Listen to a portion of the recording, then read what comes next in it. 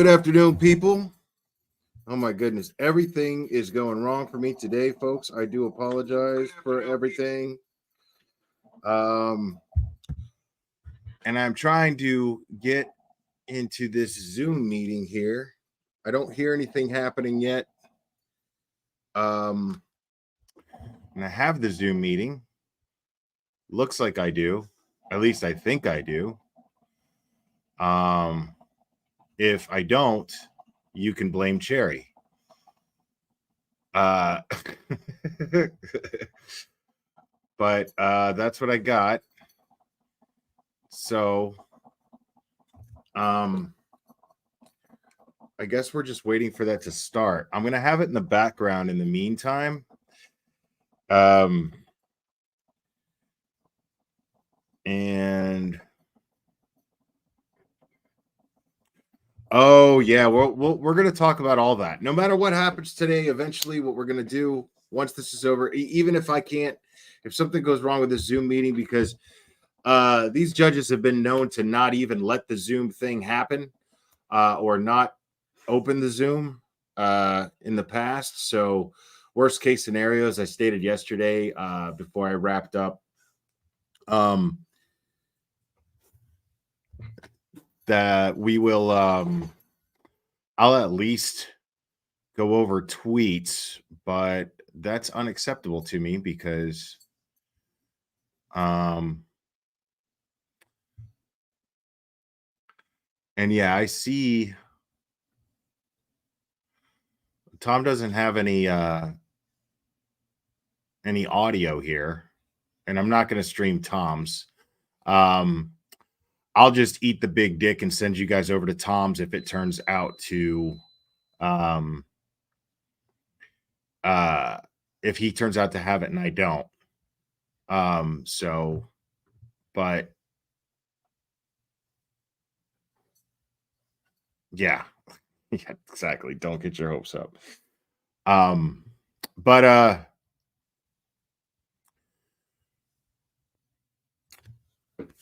so as far as the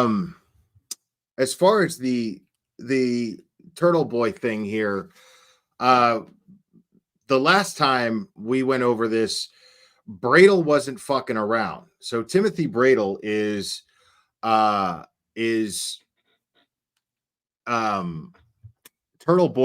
attorney. And the last time we saw Timothy Bradel speak up was at one of the Karen Reed trial hearings. And he's pretty fed up with how they've been treating Turtleboy, because they've clearly been weaponizing the law in order to shut Turtleboy up. They've been weaponizing the law to lock Turtleboy up even. Turtleboy spent 2 months in jail. He could have pled out, but he knew that his charges were bogus. And so he sat there and he dealt with being in jail for 2 months. And it's because he knew that in the grand scheme of things, the right, that right would prevail. The truth will prevail. And this is all turning out to be true, considering how the Karen Reed trial is going. Now, considering just the stuff that they tried to shut him up for, everything that Turtleboy has predicted, everything that he has said about everybody involved in the John O'Keefe case, he's been right about everybody so far. It's all coming to fruition in the Karen Reed trial. So this can't be denied. This just simply can't be denied. So here we are now, and Turtleboy is still dealing with. I mean, not only did they weaponize the law, but they weaponized a significant other that he had against him, an ex-significant other to be precise. And she apparently she met up with Ken Mello, who is the special prosecutor on Turtleboy's case, And this is just going to be fascinating because the last time there was a court hearing and we were able to access the Zoom, Ken Mello showed up via Zoom with a breather thing, and I don't know how serious his health is or whatever, but I think that we all suspect, and I think it's not, I don't think it's unfair to suspect that Ken Mello is playing these playing up his health issues in order to make excuses and prolong this situation and kill time. And basically, I think his I think that his tactic here is to drag this out through the Karen Reed trial, so that he won't be allowed in court. Now, the way that Bev has been handling this, I don't think it'll matter, because even still, the last time that Turtleboy went to court, no, Cherry, you're looking at it right. Sorry, on the screen. Okay, now I can hear it. This is for a different case. I don't need the webinar for this one. Okay, I can hear it. You guys can hear it, right? All right, here we are. Here we go. Good afternoon, Your Honor. May I call the case? Yes, please. The numbers 2 and 3 on today's list. Number 2 is Commonwealth versus Sheena Leroy, 21 CR 276. So I'm guessing Leroy is not present. Her presence was waived by her attorney, Robert Nelson. I'm guessing that they're going to go over versus Brian Johnson, 21 CR other cases 277. before they Mr. Johnson is not present. He did call our office today saying that he just found out about the date and had child care issues. We did report that he should appear. And today was on for appearance of counsel for him. The Commonwealth is represented by Assistant District Attorney Debbie Curley. If the parties could please identify themselves for the record. Good afternoon, Your Honor. Debbie Curley for the Commonwealth. Afternoon, ADA Curley. Attorney Nelson. She's in custody. Yes. All right. So we have put the case over to today for scheduling purposes to have give Mr. Johnson an opportunity to obtain new counsel. Have you heard anything, ADA Curley, about whether he's found counsel? Not allowed to speak with him, but Attorney Spacey's been on the email chain. I don't think Your Honor has officially let him go yet. This is obviously a different case that they're discussing. Anybody is besides Attorney Other Nelson. cases on the docket. Okay. All right. Did Mr. Johnson indicate that he would be joining us?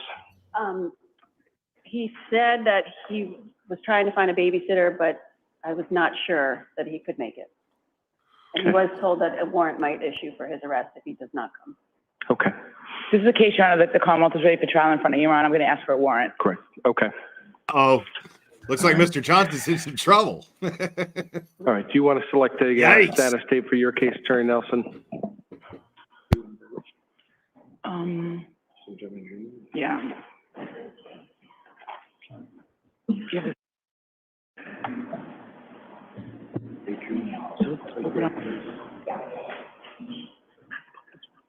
So we're going to do it. I'm sorry. He's running late. But it's on our list, so I think hopefully. I want to say that I'm not. Put him in court.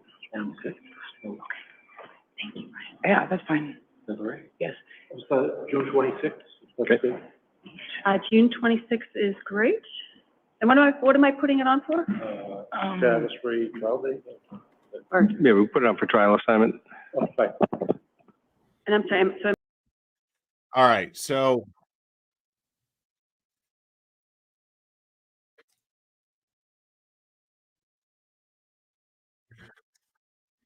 sorry, guys, give me 1 second here.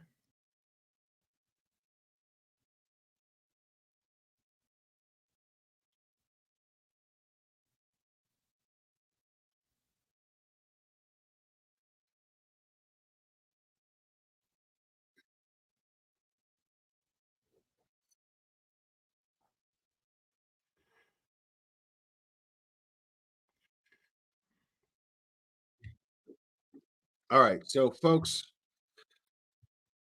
what I'm concerned with, okay, at the top of that screen, it says that recording of this webinar is prohibited. Technically, me streaming this and leaving it up is technically a recording. And I do not want this to reflect poorly on Turtleboy's case in any way, shape, or form. I don't want him to get in any trouble. I don't want this to, like I said, I don't want this to affect his case. Um, so I may just to be on the safe side. And you could be mad at me all you want, guys. You can be mad at me all you want. You can go watch it on another channel if you want, but that shit's not going to be on me. So I mean, it says clear as day across the top of that screen that recording of this webinar is prohibited. Um, so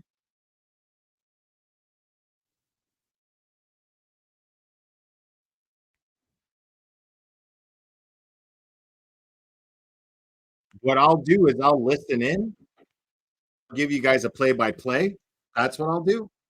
If you guys are cool with that. No, I'm not in Florida. I'm not in Massachusetts either, but it does matter. It matters. It matters. So, um,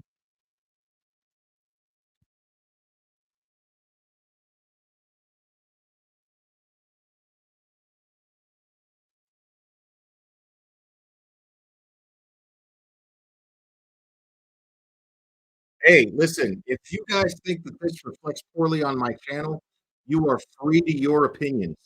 You are absolutely free to your opinions, and that is fine. And there are other good channels that are streaming this. And if it's that important to you to sit there and stare at that judge and listen to what he has to say, absolutely knock yourselves out. But it's not going to be on me. Telling you right now, I've covered these cases for a long time, and I'm not going to be that guy. Telling you right now, it's not going to be on me.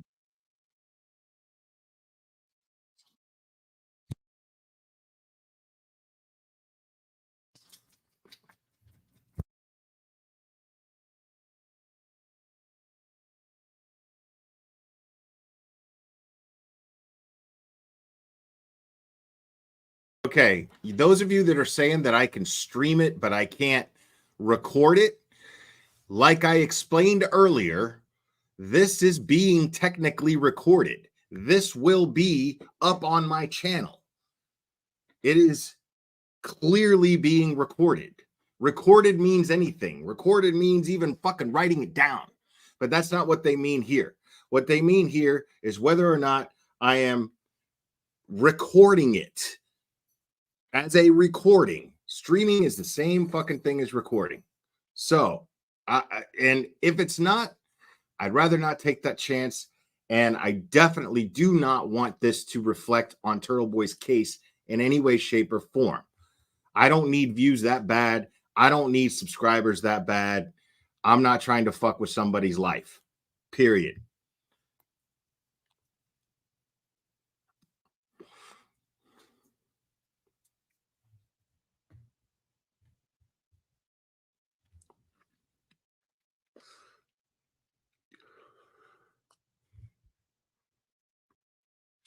Okay, so the judge has stepped away.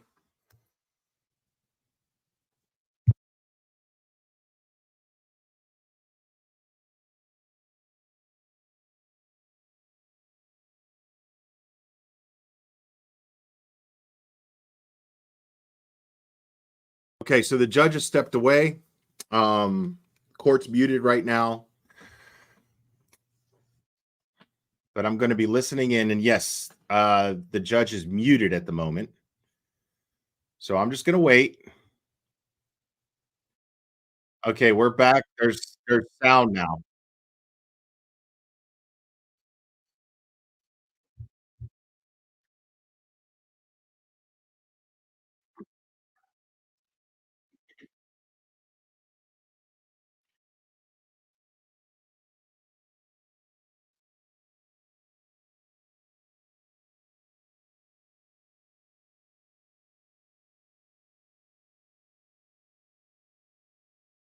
And if you're familiar with this case, if you're familiar, I'm not going to be used as a pawn to affect Turtle Boy's case any further than it already is. Uh, if there's a way for them to twist me streaming this, and there's some stipulation that I can't, um, they will twist it. If they can use this against Turtleboy, they will, and I'm not gonna be the one that they allow to do that with.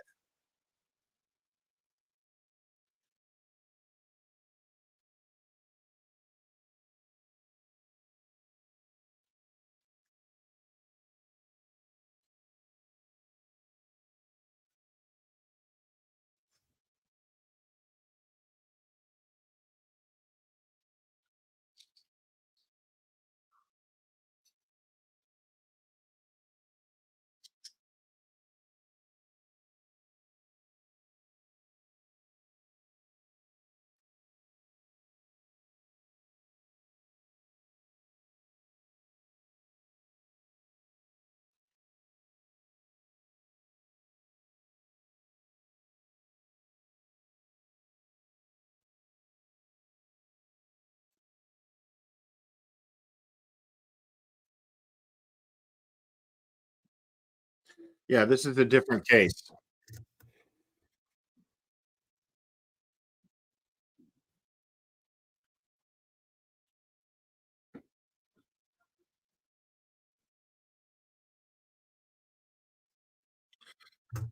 Alright. So while that's happening, hold on, let me,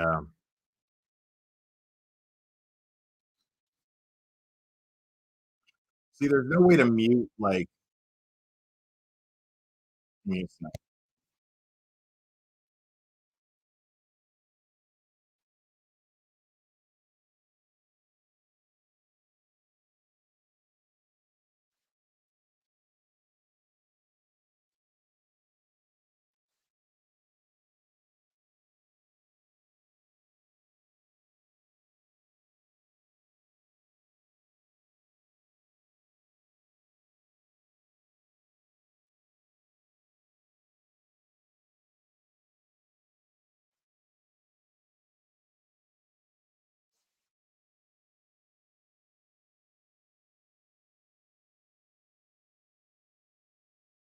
Okay, there we go. Alright. So, I'll keep checking in. In the meantime, what I'm gonna do, um, let me pull up,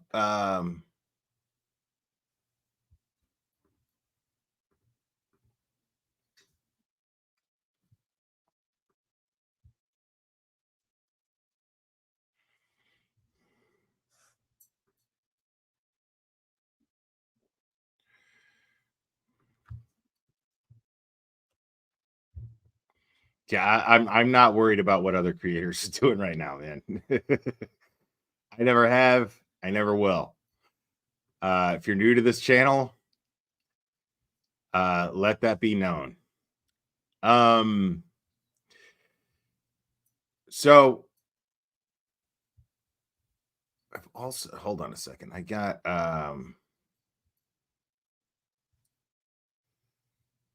where is this?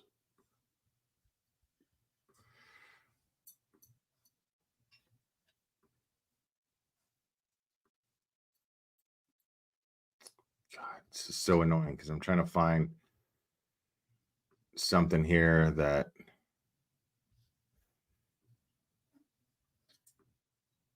no, that's not it.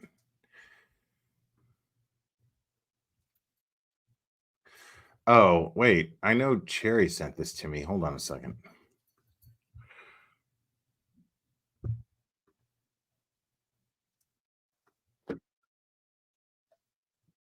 All right. So Mr. Kelsey's up, but sorry, I'm trying to manage. I'm juggling here, folks. So there's a couple of things here. Why can't I find this now? Where is that document? Man, it's so annoying.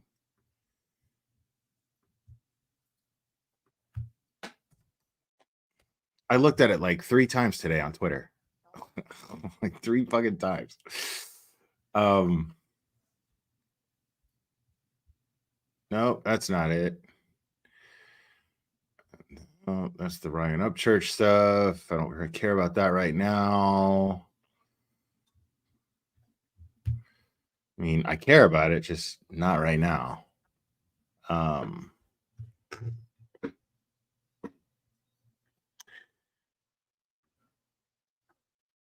Okay, there we go.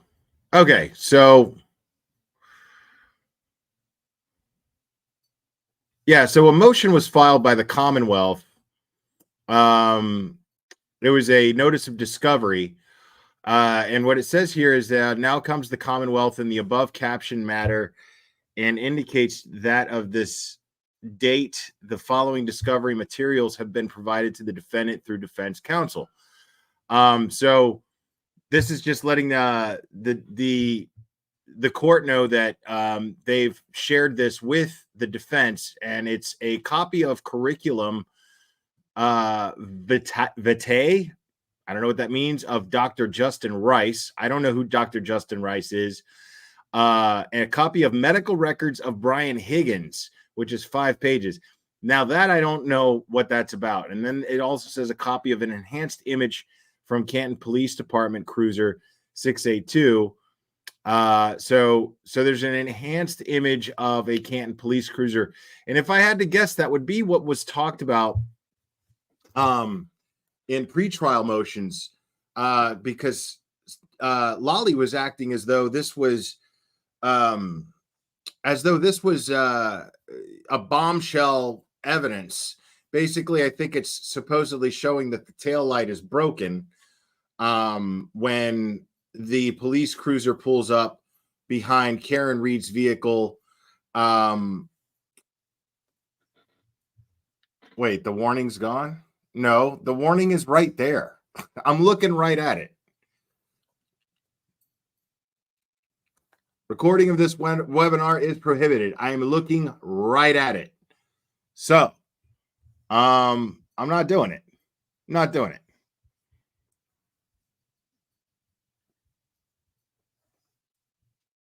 It doesn't matter if I'm in their jurisdiction. It does not matter.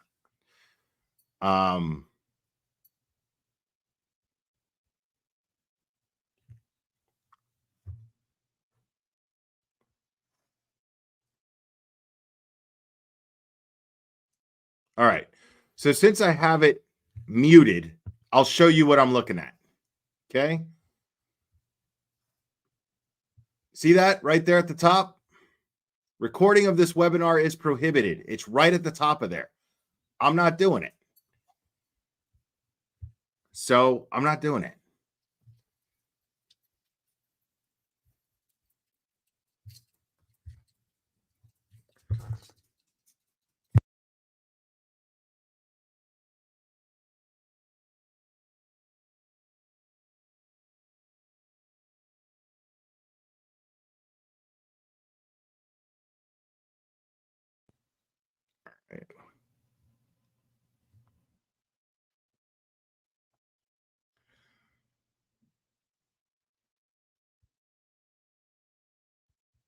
All right. Hold on a second here.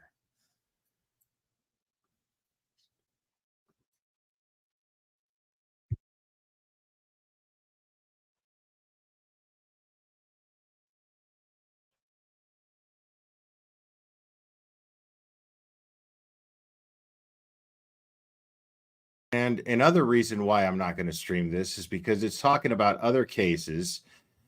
And there's a lot of other people's personal business. This is a civil court case, people. And there are people with their last names being told. There are children whose names are mentioned. Not doing that shit, man.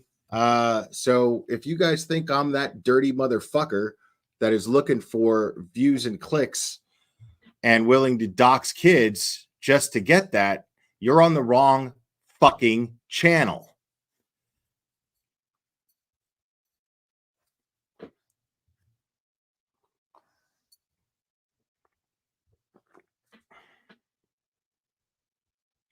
It's not the same as streaming the Karen Reed case, because the Karen Reed case is a murder trial. Okay. This is a civil court trial. This is a civil court hearing. There is a major difference.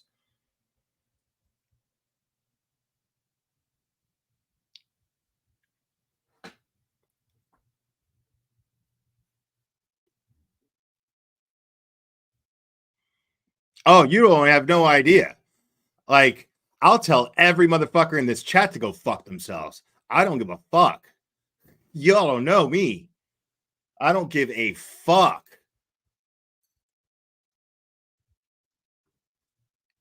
So as far as the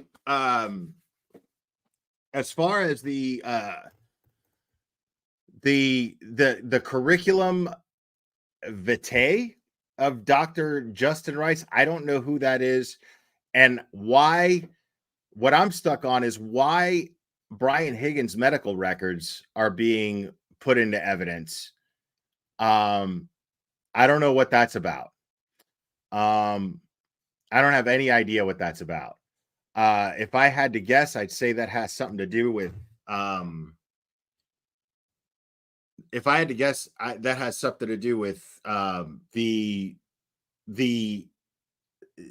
discovery, the investigation, the federal investigation, and probably the defense asked to have those medical records or have access to those medical records in order to, because they feel it's exculpatory to Karen Reed in some way, shape, or form.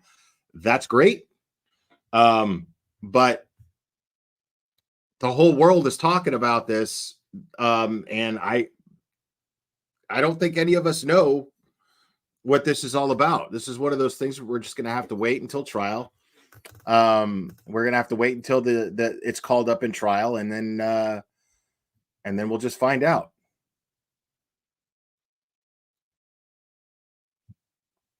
Sorry, I'm checking in back and forth just to see what cases they're discussing. Right now, it seems like they're in between cases.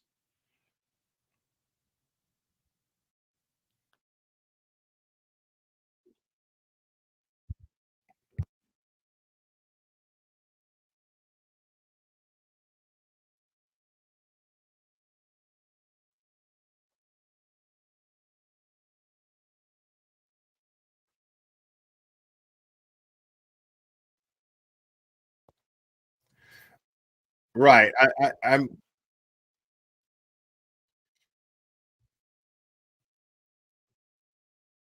okay. So, Patty K says, "Did Higgins have injuries?" And thank you, Patty K. Did Higgins have injuries from perhaps holding back a dog? Fracture from a fight? Who knows? That's the whole thing. Is like medical records are medical records, man. Like there's an infinite amount of possible reasons as to why. There's an infinite amount of reasons as to why they would request those medical records. I mean, we could speculate all day, but speculating on that and then coming up with weird conclusions, those conclusions are going to be completely unfounded, which makes them almost worse than rumors. And I said almost worse than rumors. Technically, that's exactly what they are. But I mean, there's nothing to base them on. So I have no idea why they requested medical records why they requested Brian Higgins' medical records. And for whatever reason, I mean, we're talking about a grown man's medical records. Like he's not a victim that we know of. He's not on trial. So why his medical records would even be subpoenaed in the first place, I have no idea. I can't even begin to have an idea. Amy in Boston, thank you so much. In my opinion, it's records indicating that he has PTSD, so he can't testify. Speculation, just a hunch. Right. I mean, could be, but I mean, speculating based on what? You know what I mean? So, and I'm not saying nothing against you, Amy, in Boston. I'm saying that's you're giving a sound speculation more or less, but again, it is speculation in a sea of possible of possibilities. I mean, who knows what the best guess is as to why they want Brian Higgins' medical records? I have no idea. I can't even begin to imagine why they want him. I have no idea. And maybe, yeah, maybe that's that sounds about right. Like maybe Brian Higgins, and again, this is total speculation, but piggybacking off of Amy in Boston here, maybe Brian Higgins is trying to get out of having to testify, and maybe he's claiming some medical reason as to why he's not testifying. Doesn't have to be PTSD. I'm saying PTSD or otherwise. Could be that he simply is trying to find a way out of having to testify, and for whatever medical reasons they may be, and they're asking for proof that he is having these medical issues, and that's why he can't testify. That would be my absolutely best guess for that. But I guarantee he's trying to get out of having to testify, especially after how every testimony has gone so far. All right, let's see. All right. Calm down, folks. I got you. Hold on.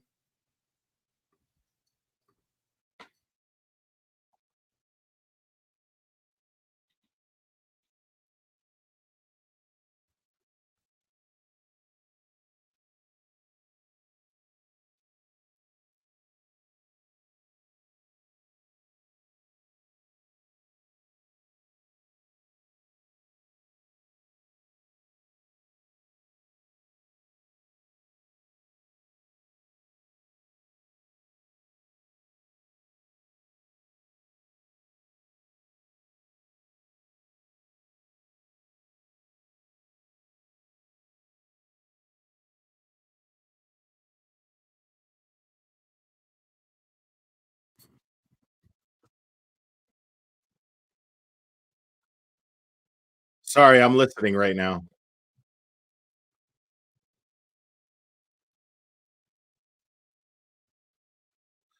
So Special Attorney Cosgrove used to be a judge, and the judge is saying he's never worked with him before, so there's no conflict of interest here.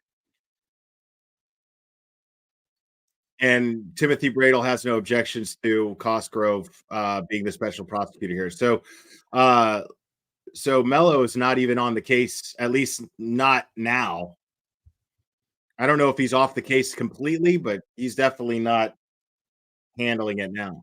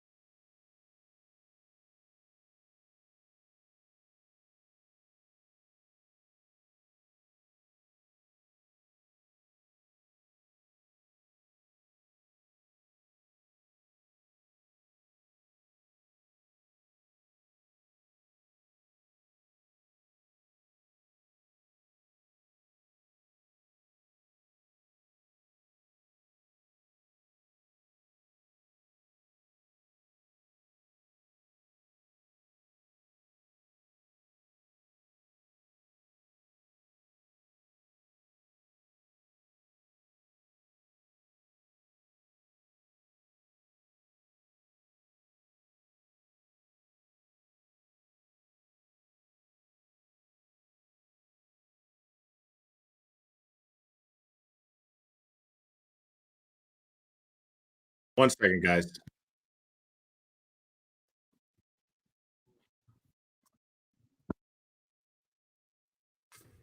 Mel,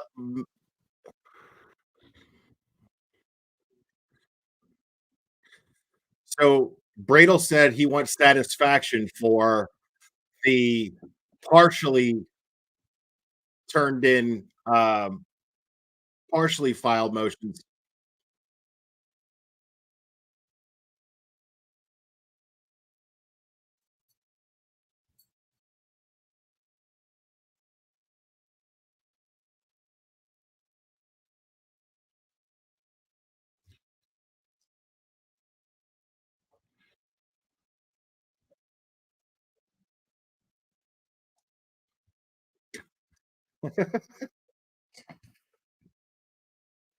Okay, so the court only got a partial copy of what Mello was required in order to turn into the court, and he faxed something over in it, and the court got some shoddy copy of it.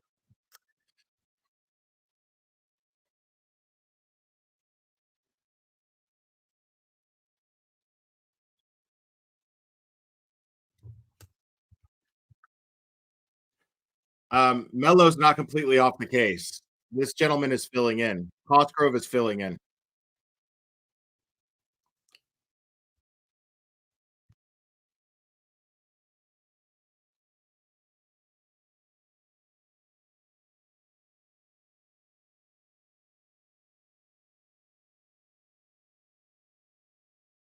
In recovery mode. So Cosgrove is filling in.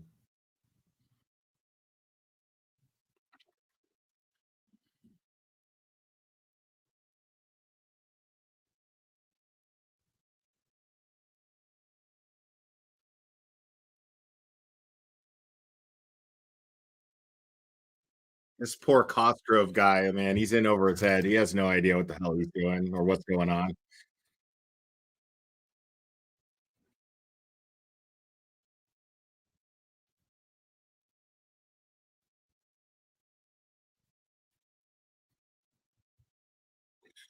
So he's supposedly recovering from surgery. So they're still talking about Mello and why he's not in court. And Bradel just said, my fuse on this has gone very short. Fourth or fifth court date where Attorney Mello had his side of this issue fully and fairly litigated against Bradel, bringing witnesses to court without any notice to Bradel, no prep, no cross examination for witnesses that he brought in without any preparation, and smeared Bradel.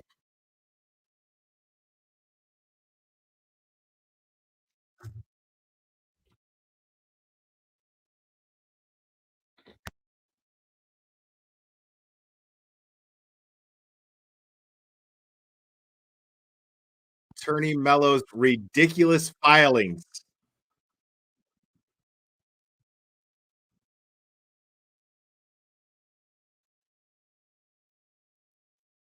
So they're talking about,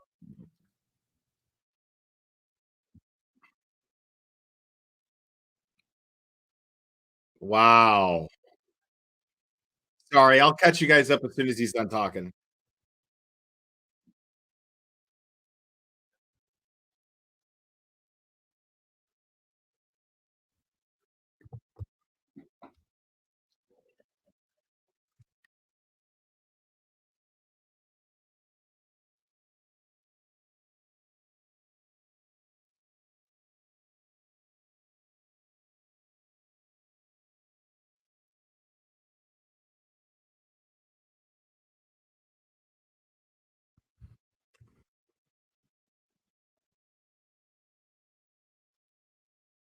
Wow.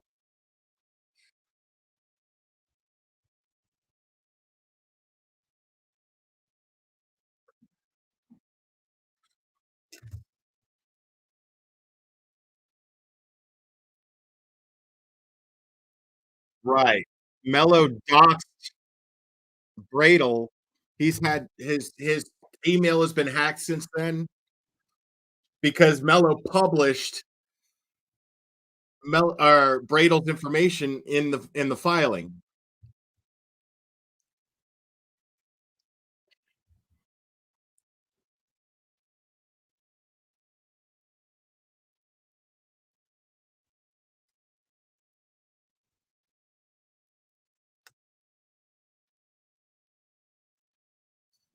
Right.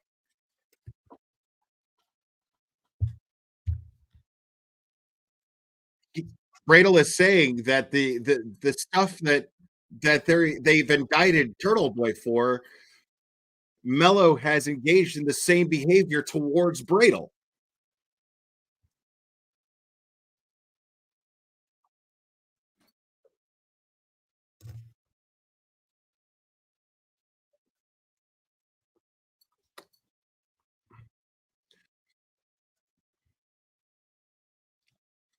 Eye-popping conduct coming from Mello.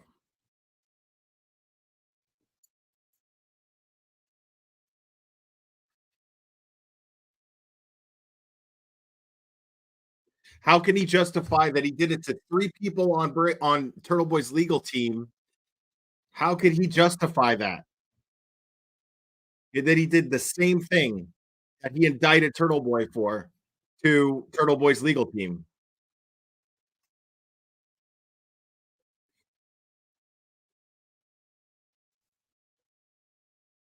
Why does this Mellow character get away with doxing all 3 of us? Innocent people trying to do our jobs.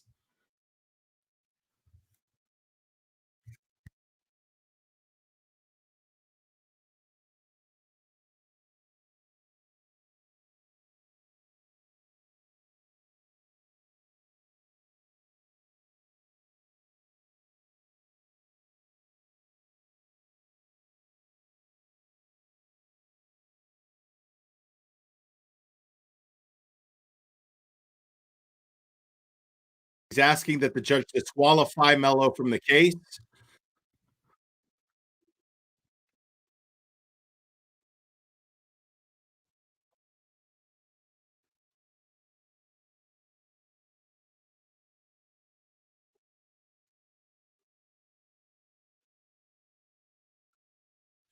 Oh, shit. So Mello sent text messages to Lindsay Gattani saying that he's withdrawing himself from the case. So either Mello follows through with him what he told Lindsay Gattani, or he gets disqualified. Either he comes through with what he stated in the text that he would withdraw, or disqualify from the case. And he says, "I am asking respectfully for satisfaction."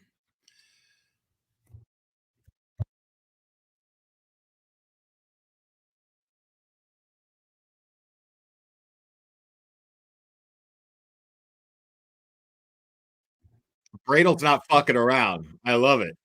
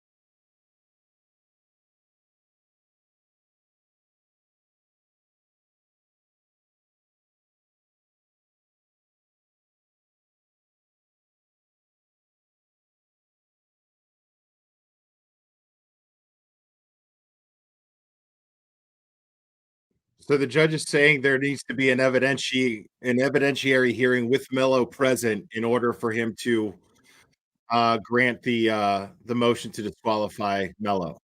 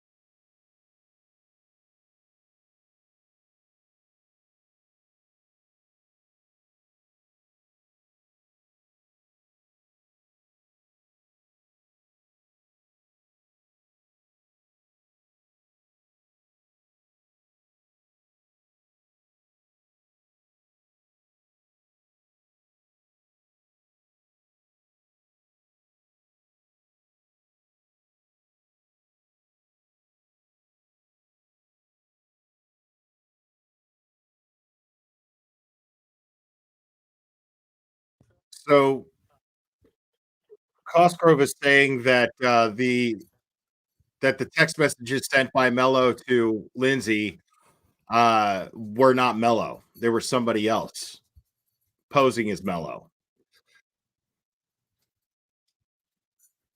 Mello is the special prosecutor in Turtleboy's case.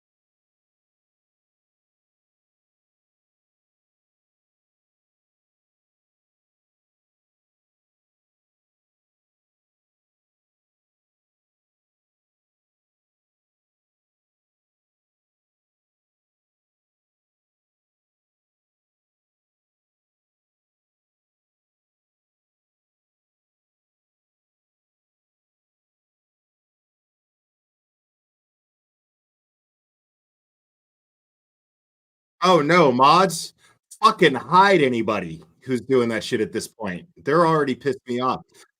I'll burn my fucking house down because there's a spider in it. Y'all don't know me. I don't give a fuck.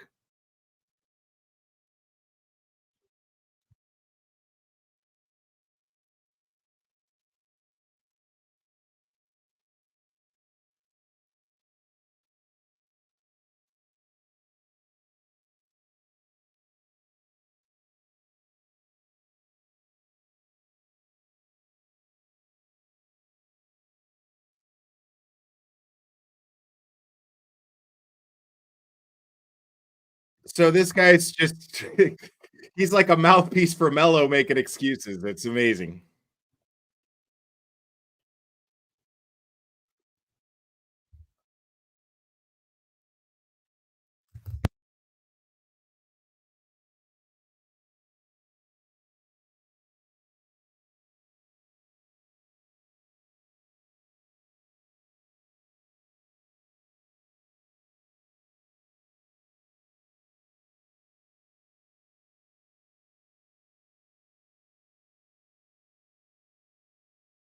Wow. This guy said I'm working on it and I'm doing my best. This guy's slower than Mello. It's amazing.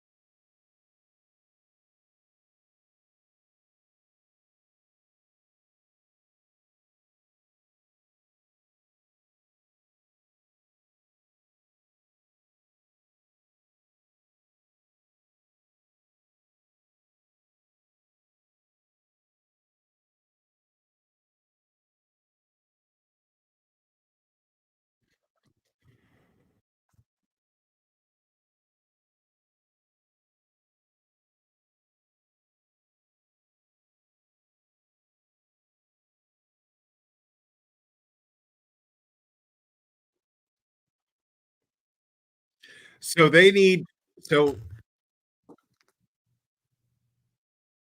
so Bradel wants to dismiss the he wants to file a motion to dismiss or suppress or suppress, and he can't do that until Mello provides him with discovery from the grand jury. And until he gets that, and Mello's basically stalling. He knows this, so he's stalling.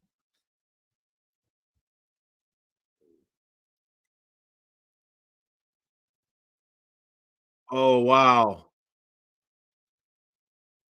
So Bradel is saying, I'm asking for 14 days to get this, or I'm going to file for failure of prosecution.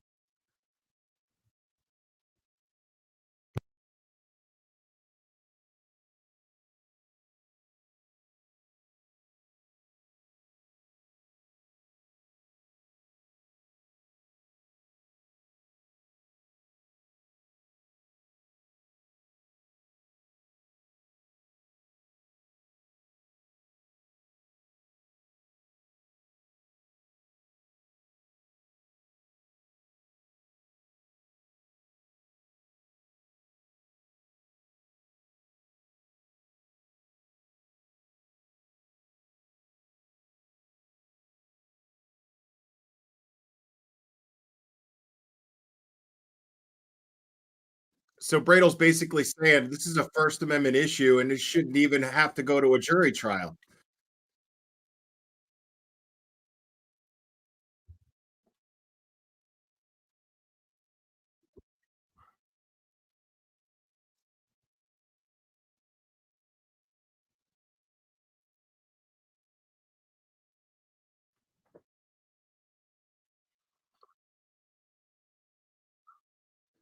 So Bradel's playing keep or sorry, Mello's playing creep away. He's playing keep away.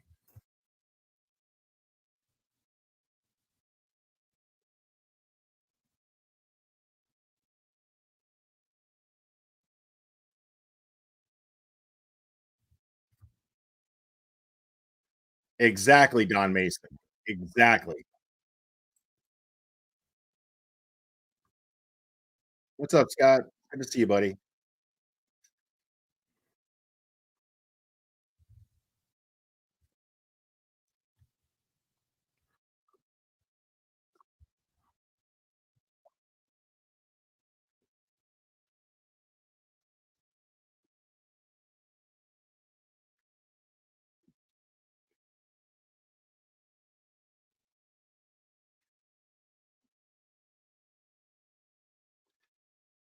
So Bradel's saying there's enough to to to dismiss this case due to last prosecution today.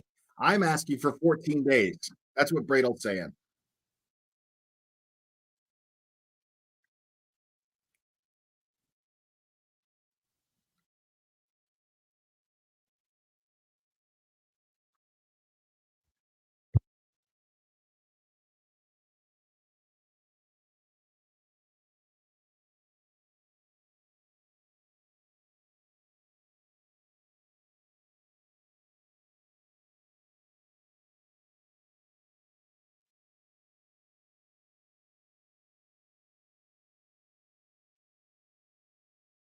Captain Skid Marks, yeah, I agree.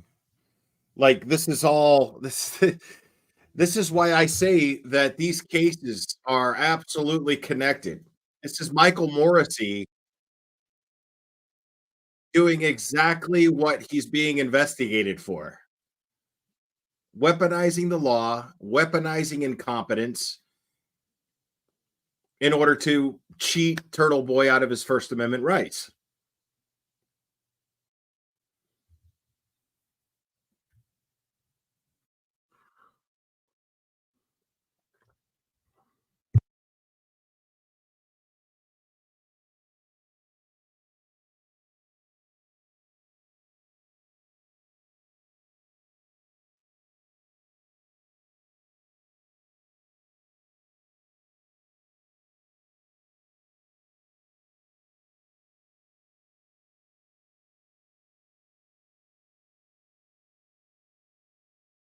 And the Canton Nine. Thank you, Joseph Sands.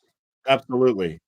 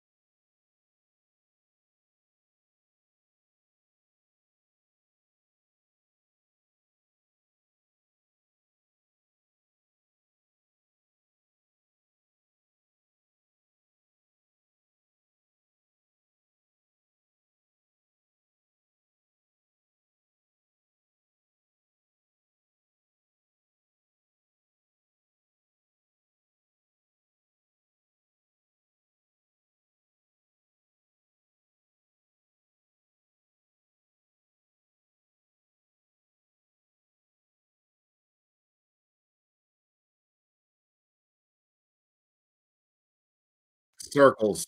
Circles. That's all this is right now.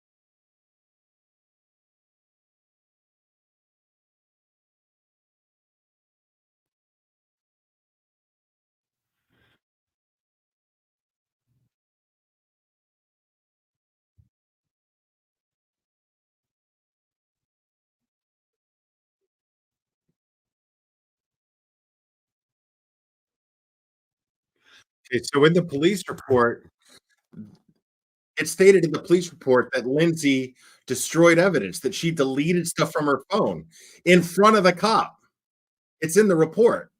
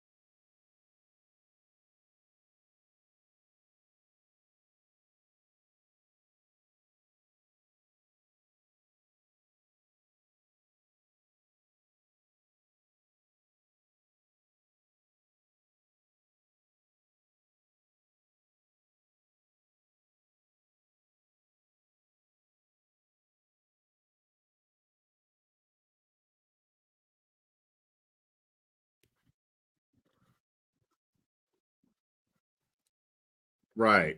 Okay, so Bradel saying, I just want to litigate this case for my client, and Mello's making it impossible because he's not providing discovery, even though he's been ordered like 3 times. And he's like, I just want to litigate this case for my client.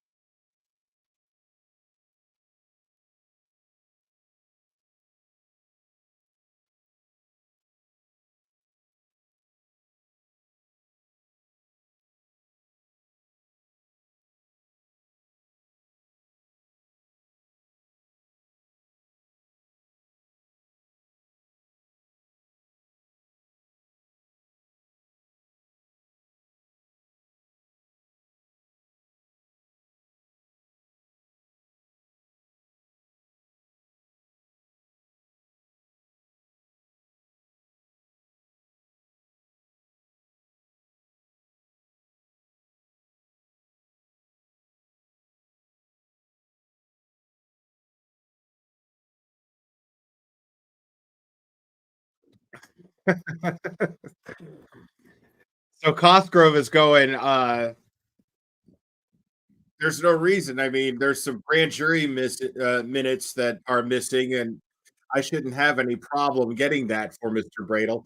Why now then? Why not months ago?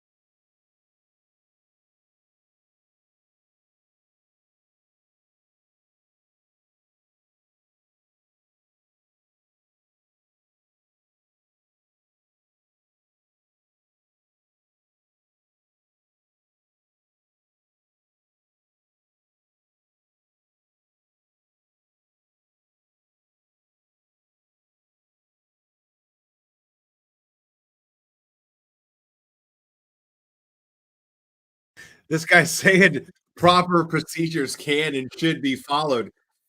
So why does that apply to the defense, but not the Commonwealth? Explain that shit. It's the prosecutor saying this too. That's what's killing me.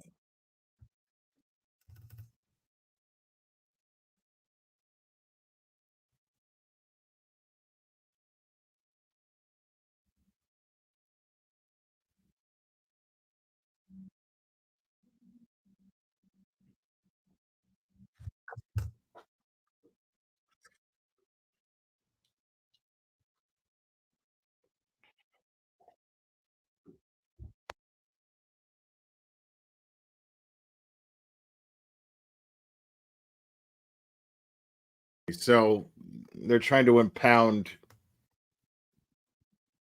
motions, and Bradle's not objecting to impounding.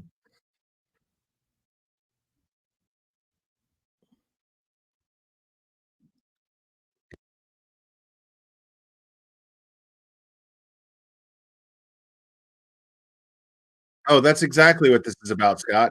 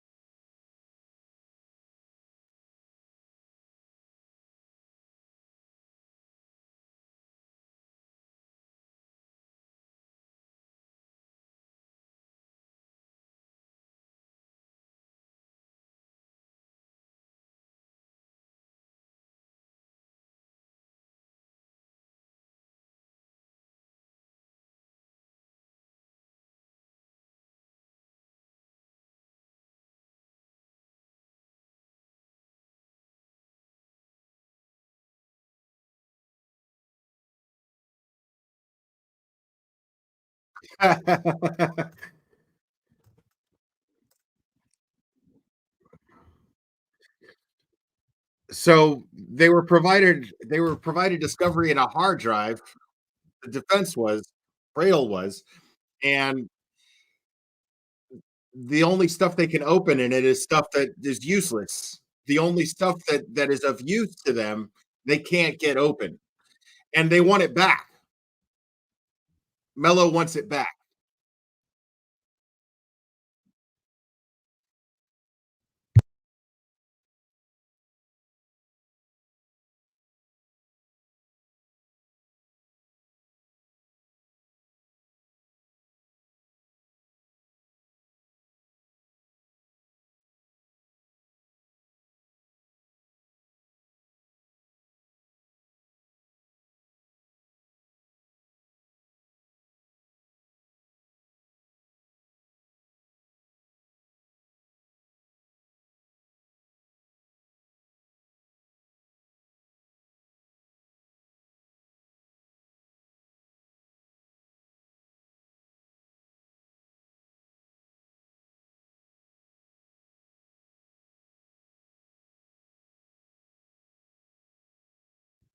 Yeah.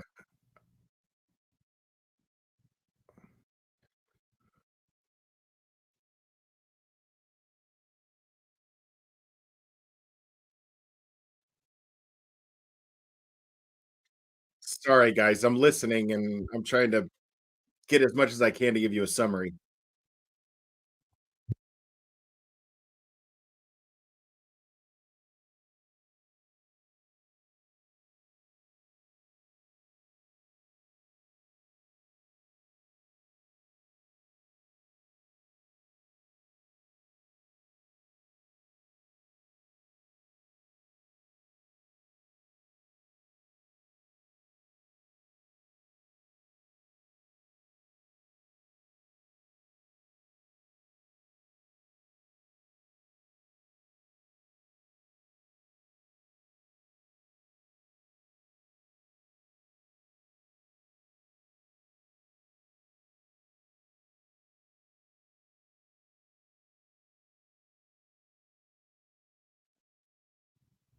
Okay, so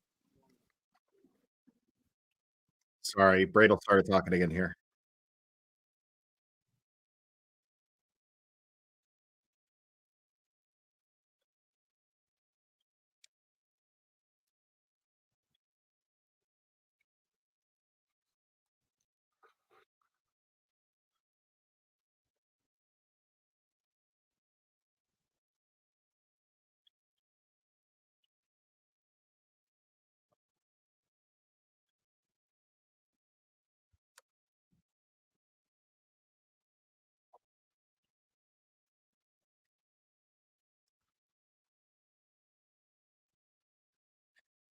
This is unreal, bro.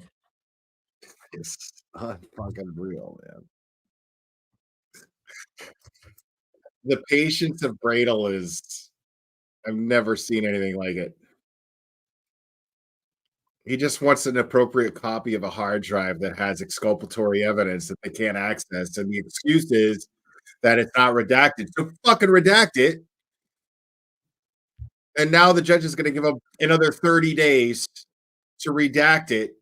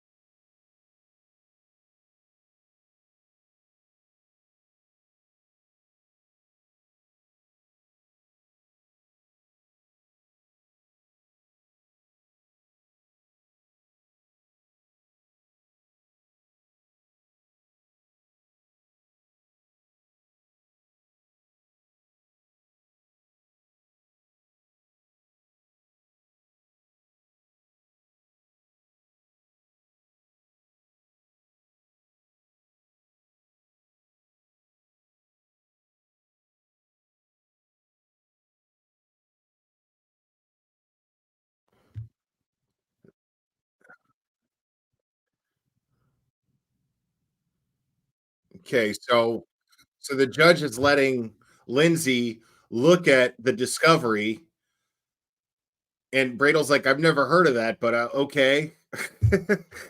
um, where she gets to okay what the prosecution can use and what the defense can see and use. How in the shit is that even? Oh my god, this is a circus, dude.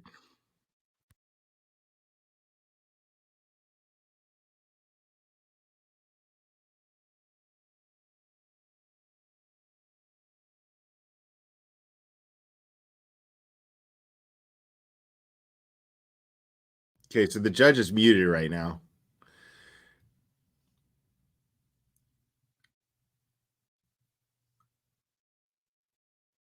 So when it comes to the evidence, I guess Lindsay gets to have control over what's used, according to this judge. The judge is like, well, it's not necessarily, I don't call it discovery. I would call it her information. Okay. Okay.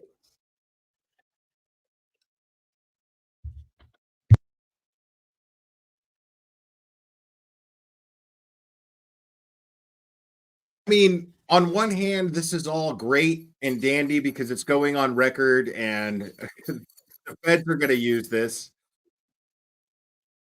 Josh Levy's going to use all this, but the problem is that it's draining Turtleboy money that he doesn't have.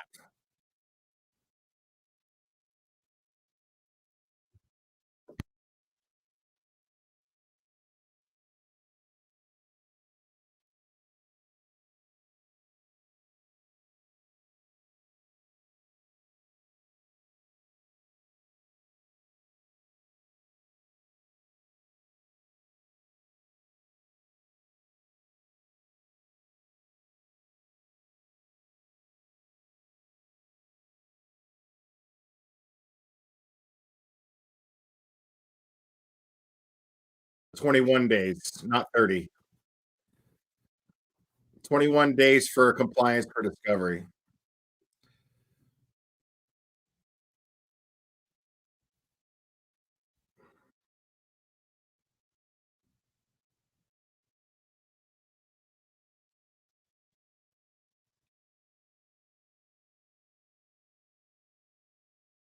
So on June 27th, they'll have the evidentiary hearing on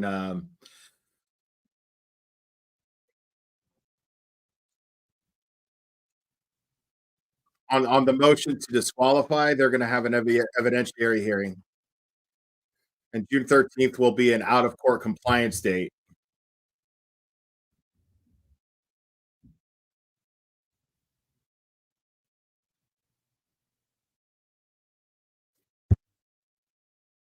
Referring to the clerk right now, as far as what the best dates are.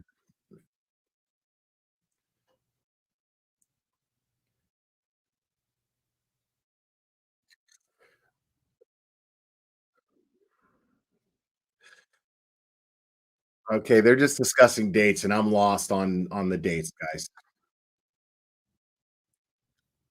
I mean, we'll cross that bridge when we get there. We always do.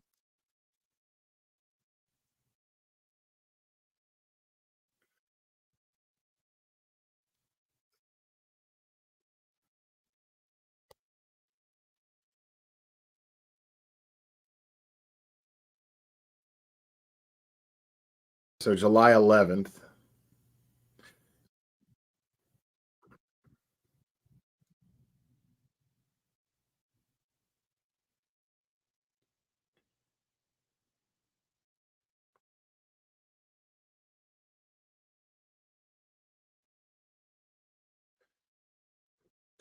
Well, July 11th isn't the only date.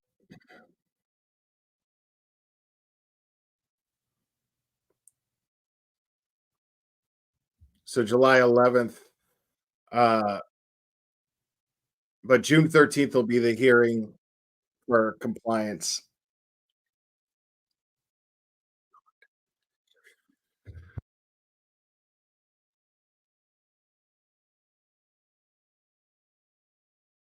So Rule 17 and motion for disqualification, July 11th, I think.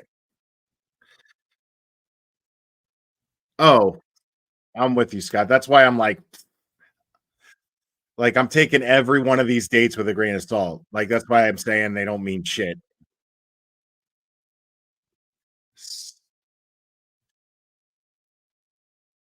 Thank you, Jen Del Rio.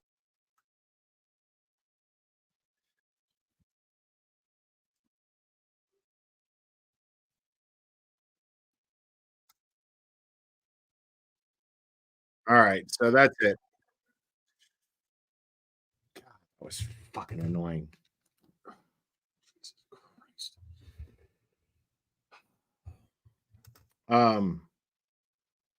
So nothing, basically. Nothing.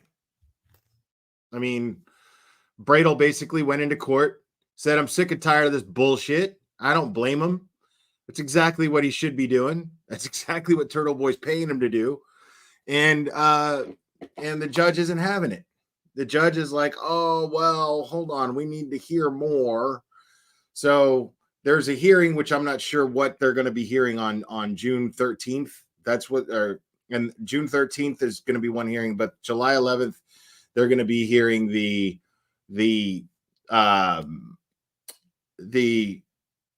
motion to disqualify and have an evidentiary hearing over that. Which, and I'm with Scott on that. Either that shit'll end up getting continued.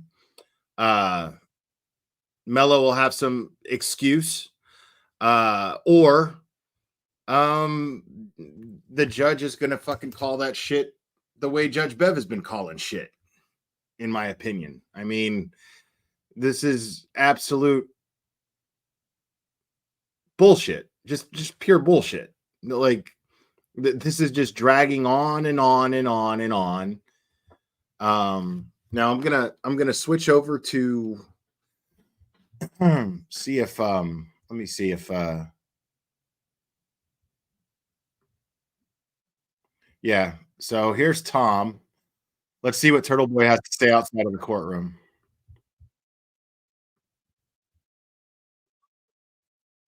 No? Shocking, huh? Continuing. No, it's not done. No, it's not done.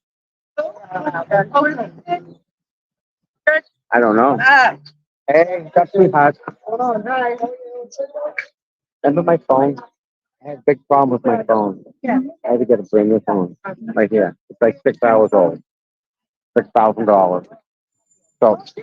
So I don't have your number. I have nothing. Nothing came over from my other phone. Nothing.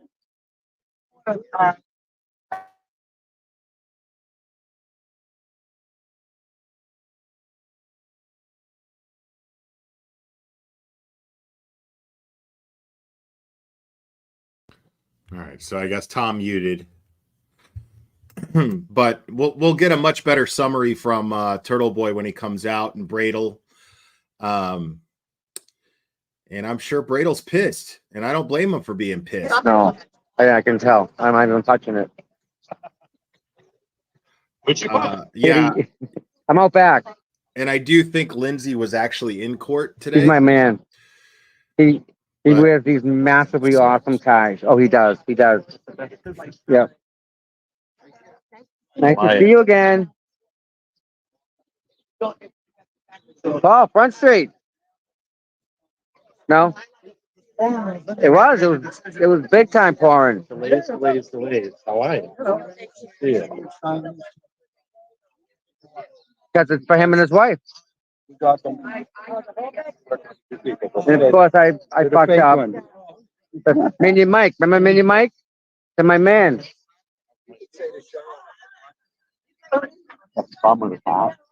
Is Paul giving autographs? Is that what's going on?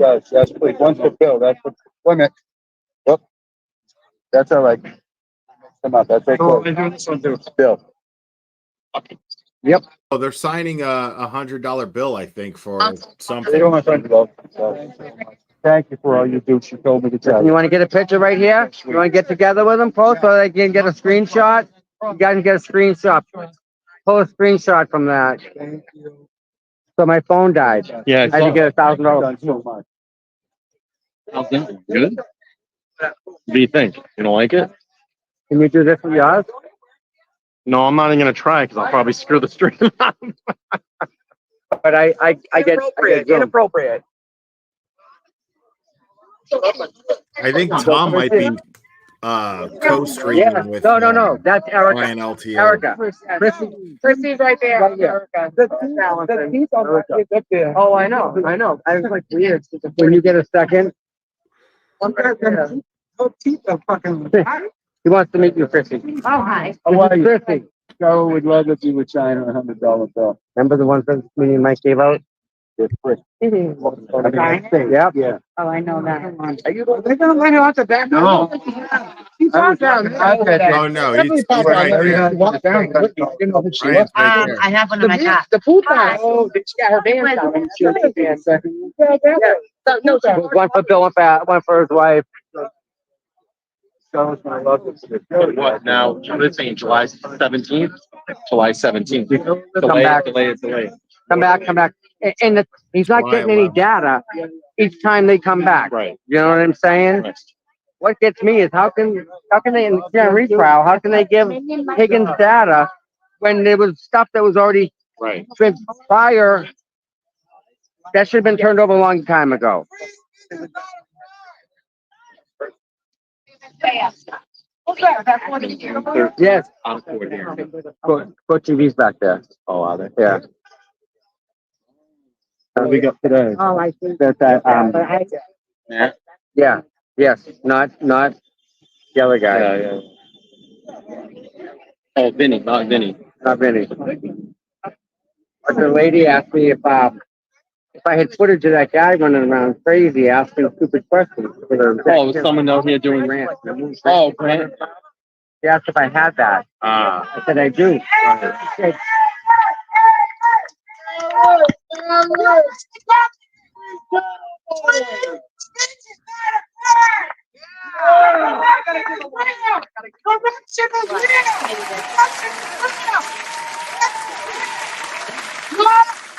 The whole damn system is corrupt. Get the police is corrupt.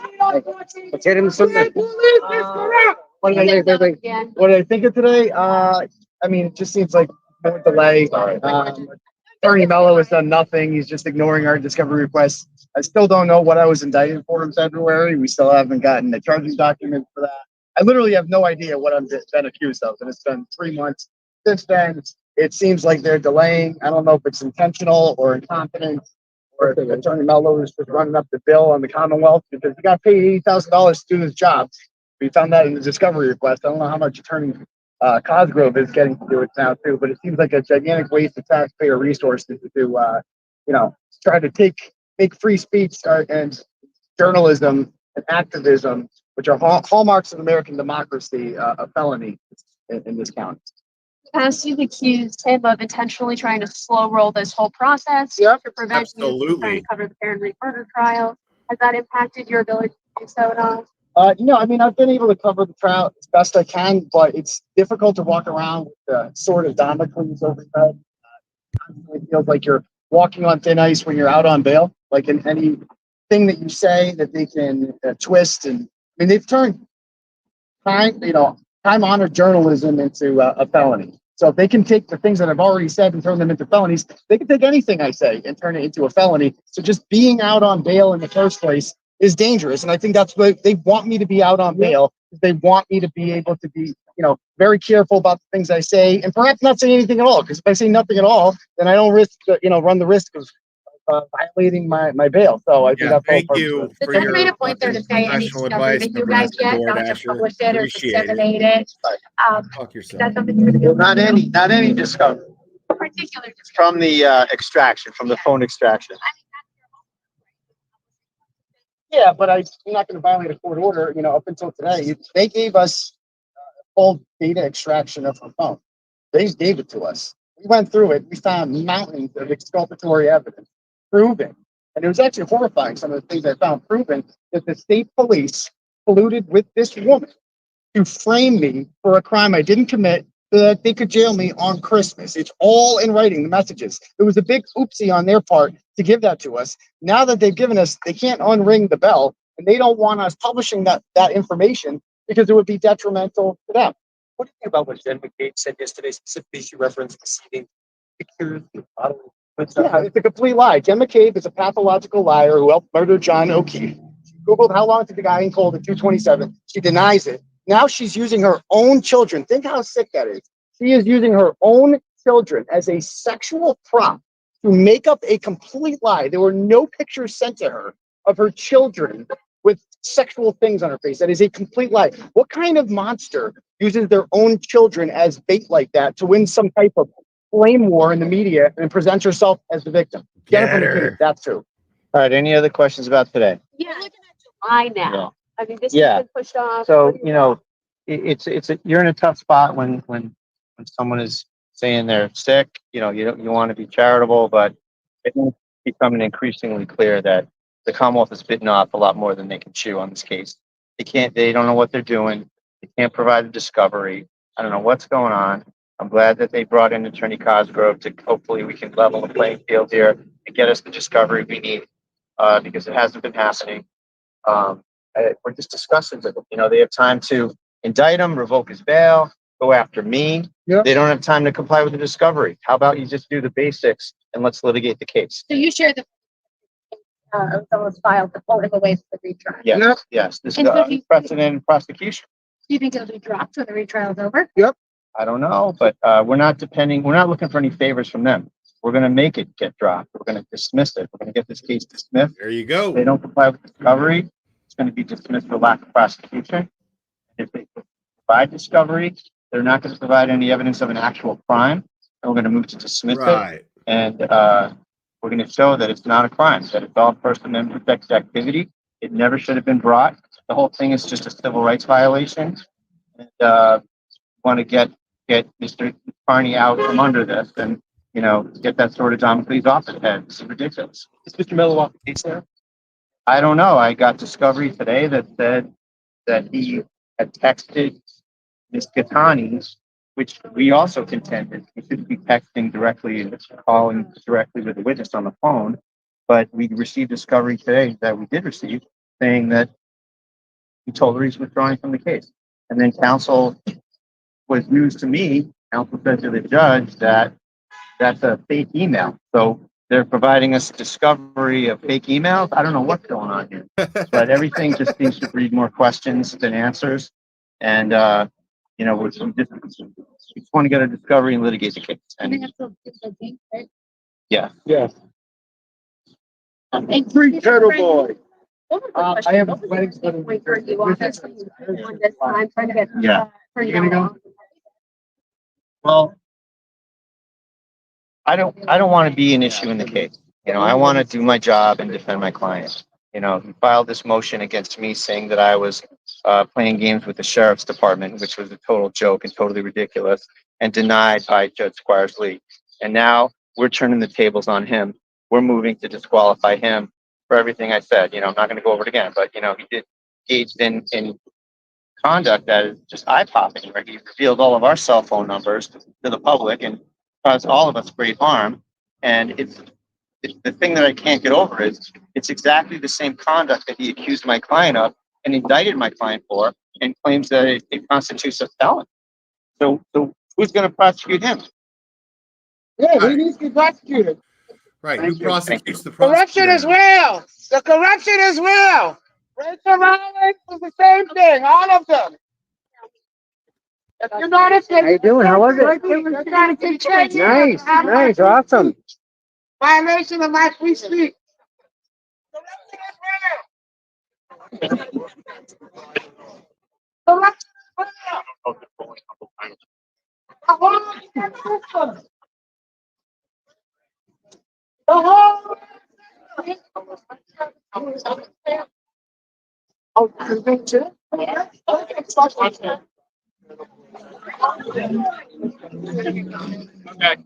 Grab that. I mean, I'm looking for that. Sorry. That's all right. You're good. Come out. Like the meeting taken up.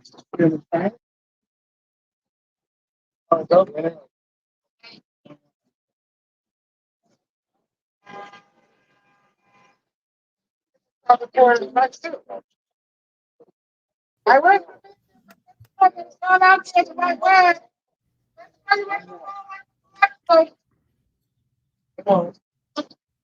Yeah, these people have a right to be angry. And I'm glad they're speaking up. Hey,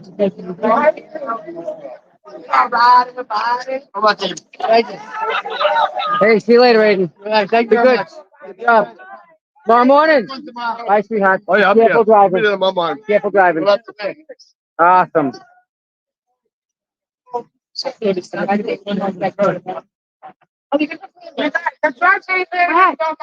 Brad. They're all correct. The whole damn system is corrupt.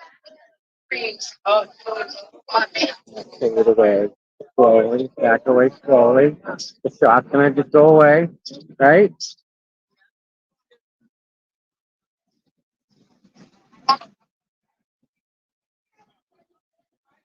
I gotta say bye to Miss Erica. Okay, I can see her in the morning. I took a screenshot. That was awesome. Bye. No? Yeah, all right, I'll see you. Bye, bye, dear. Yell Alan, I'll talk to you. Careful driving. See you in the morning. Okay, your spot. Good, how are you? All right. All right, Tom. Good job, Tom. So that was different, huh? Attaboy, Tom. I'd like to clip out the Tim Bradle comment. Those Tim Bradle comments were just fire. His lawyer is dynamite, huh? He's got a great lawyer. I mean, that's the guy I would want, right? I mean, he's sharp as a tack. What's up, gentlemen?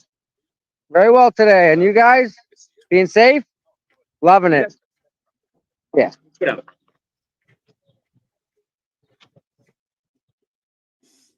So you enjoyed the court process? Yeah. Okay. Did you enjoy the seats? The what? The seating? Yeah. Okay.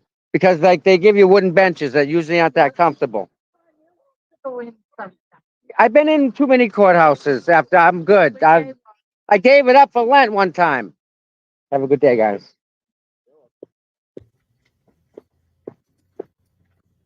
Okay. All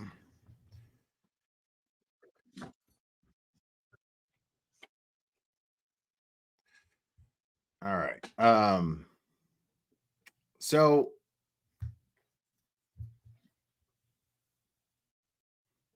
now, if you guys want to hang out a while, I mean, we're going to be here for a while.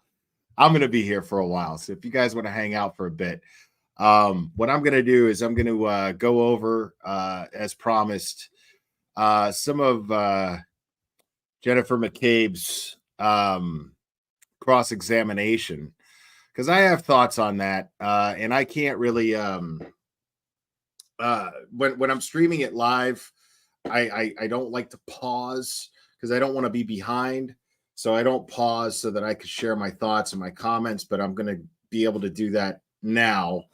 So if you guys want to hang out for a bit, that's what I'm going to do.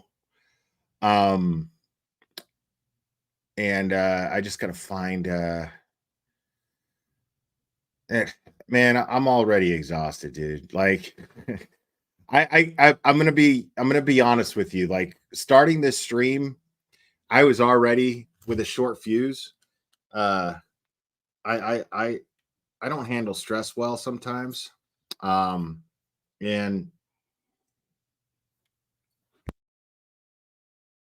I was already stressed out starting the stream. And then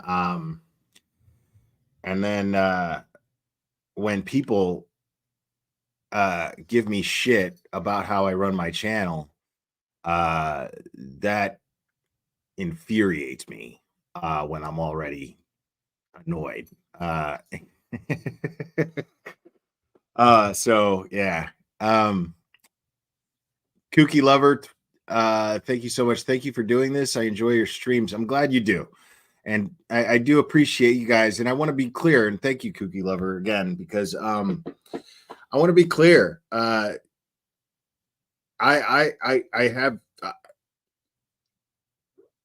love doing this. And I do this for not just myself, but I do this for the people watching. But there's a limit to what kind of freedom you're going to have here. And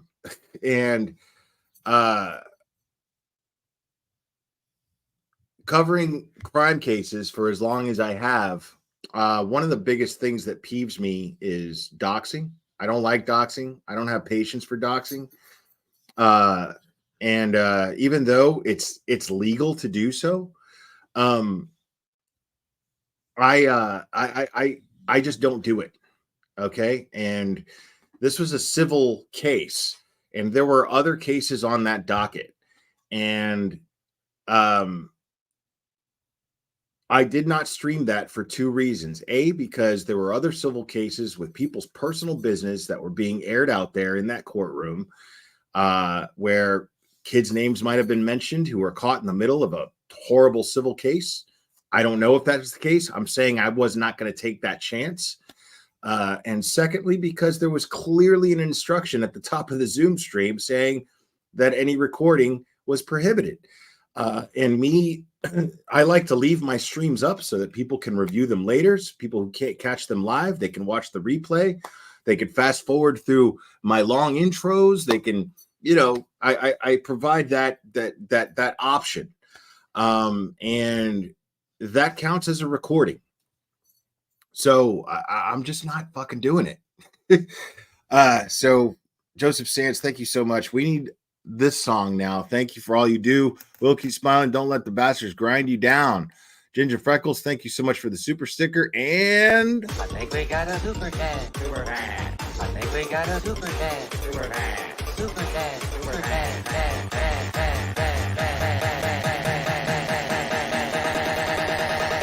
I think we got a super chat. I think. Yeah, so I just don't like and also, I mean, there have been past cases where you are not supposed to stream. I mean, if the court has a Zoom and they don't let the media in, there was plenty of media there because we saw multiple major media sources holding their microphones, getting Turtleboy's comments, getting Timothy Bradle's comments. If news media was allowed in that courtroom, they would have been in there streaming it. So I like to read the room. I'll do it one more time. Here we go. I think we got a super chat. Super fan. I think we got a super chat. Super fan. Super chat. Super fan.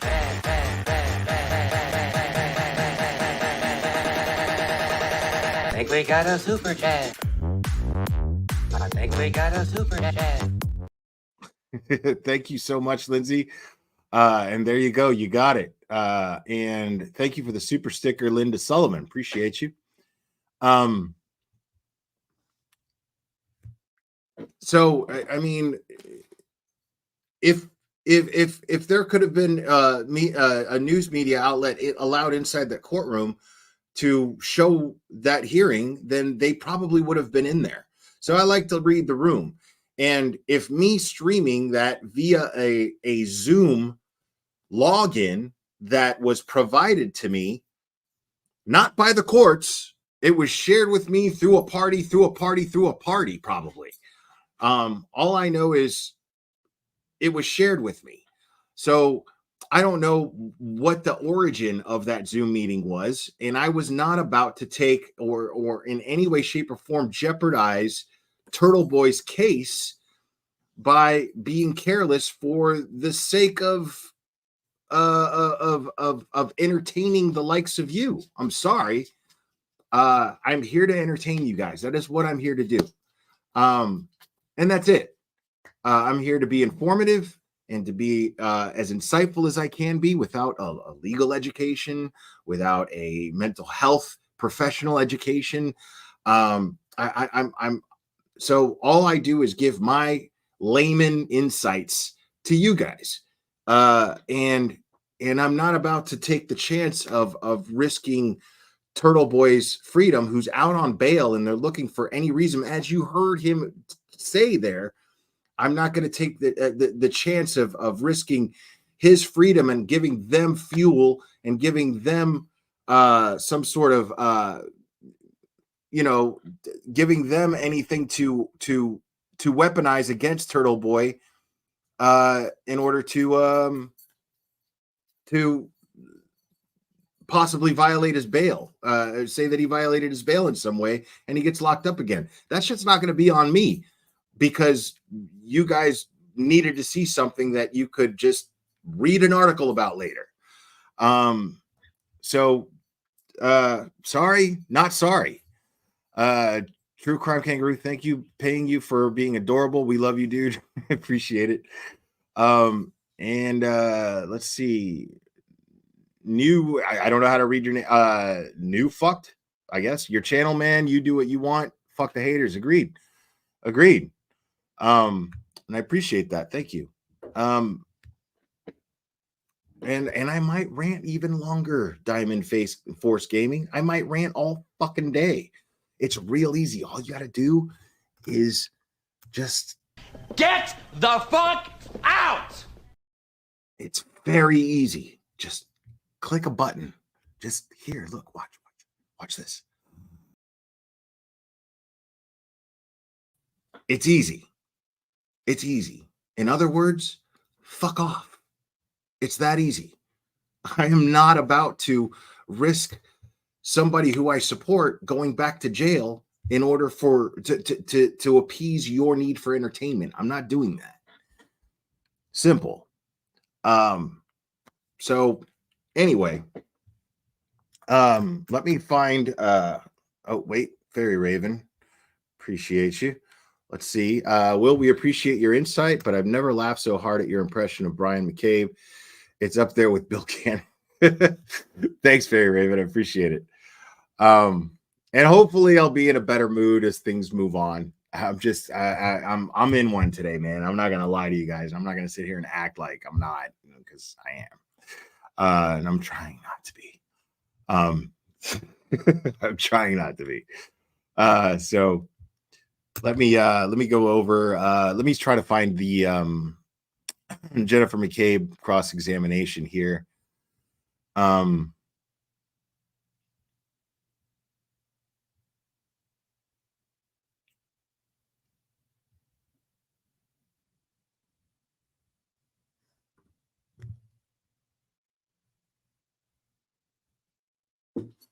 There's a lot of it.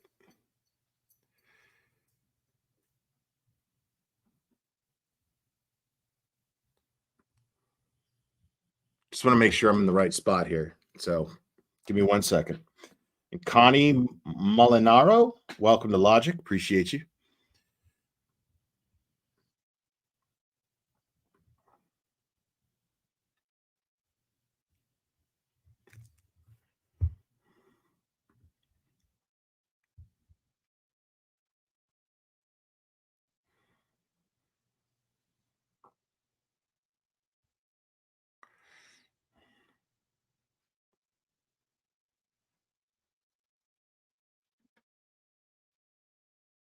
Okay, sorry. That's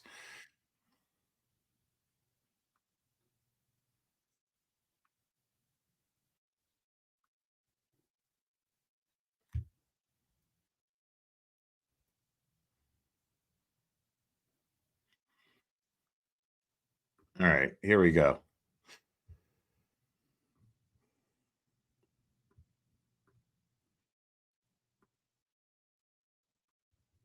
In fact, it's probably fair to say that family is one of the most important things in your life.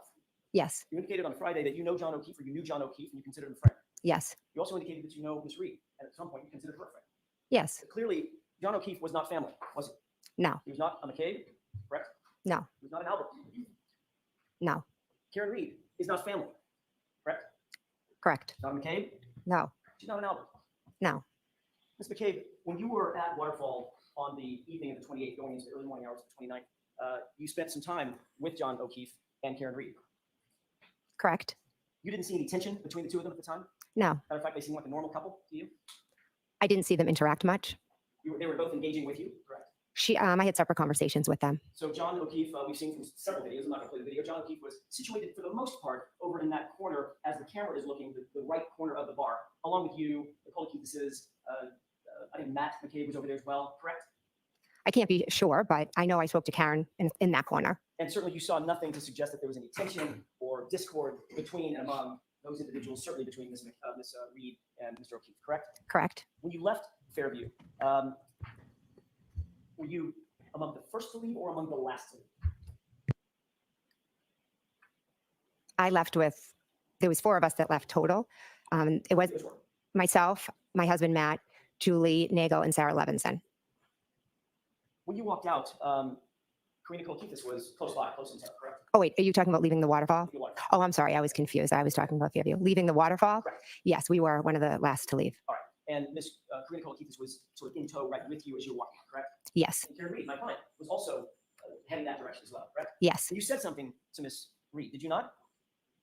As you walked out. We were in a conversation, yes. Did you say specifically, you're coming with me? No. all right. Sorry, I guess I missed this one. Debbie Rose, thank you. You have my utmost respect. Thank you for heeding the court's orders. Love your channel.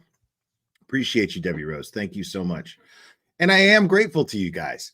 But you know, it doesn't mean, like I said before, it doesn't mean that I'm going to do the wrong thing just for the sake of holding on to subscribers or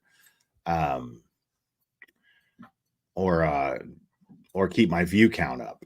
It's not in my nature to do that. I've never been like that, and I'm not going to start now, even no matter how much my channel grows. So it's just the way I'm wired. It's not my fucking DNA. So You didn't say that.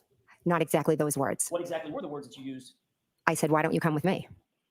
And you even waited outside in what was ultimately freezing cold temperatures for Mr. correct? Yes. If you could take a look, Your Honor, with court's permission, Exhibit 53, I'd like to play about maybe a 15-second clip from that. Okay. Actually, it's a little bit longer than that. Maybe a minute. Can we pause this, Mr. Biggs?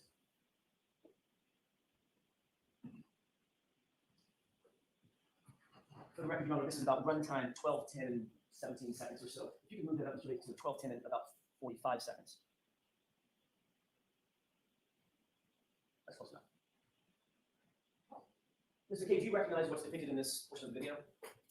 I see a car. It's kind of hard to see. I don't know what that thing, the white thing is. Okay, let's go ahead and play it. Let's see if you recognize any of this.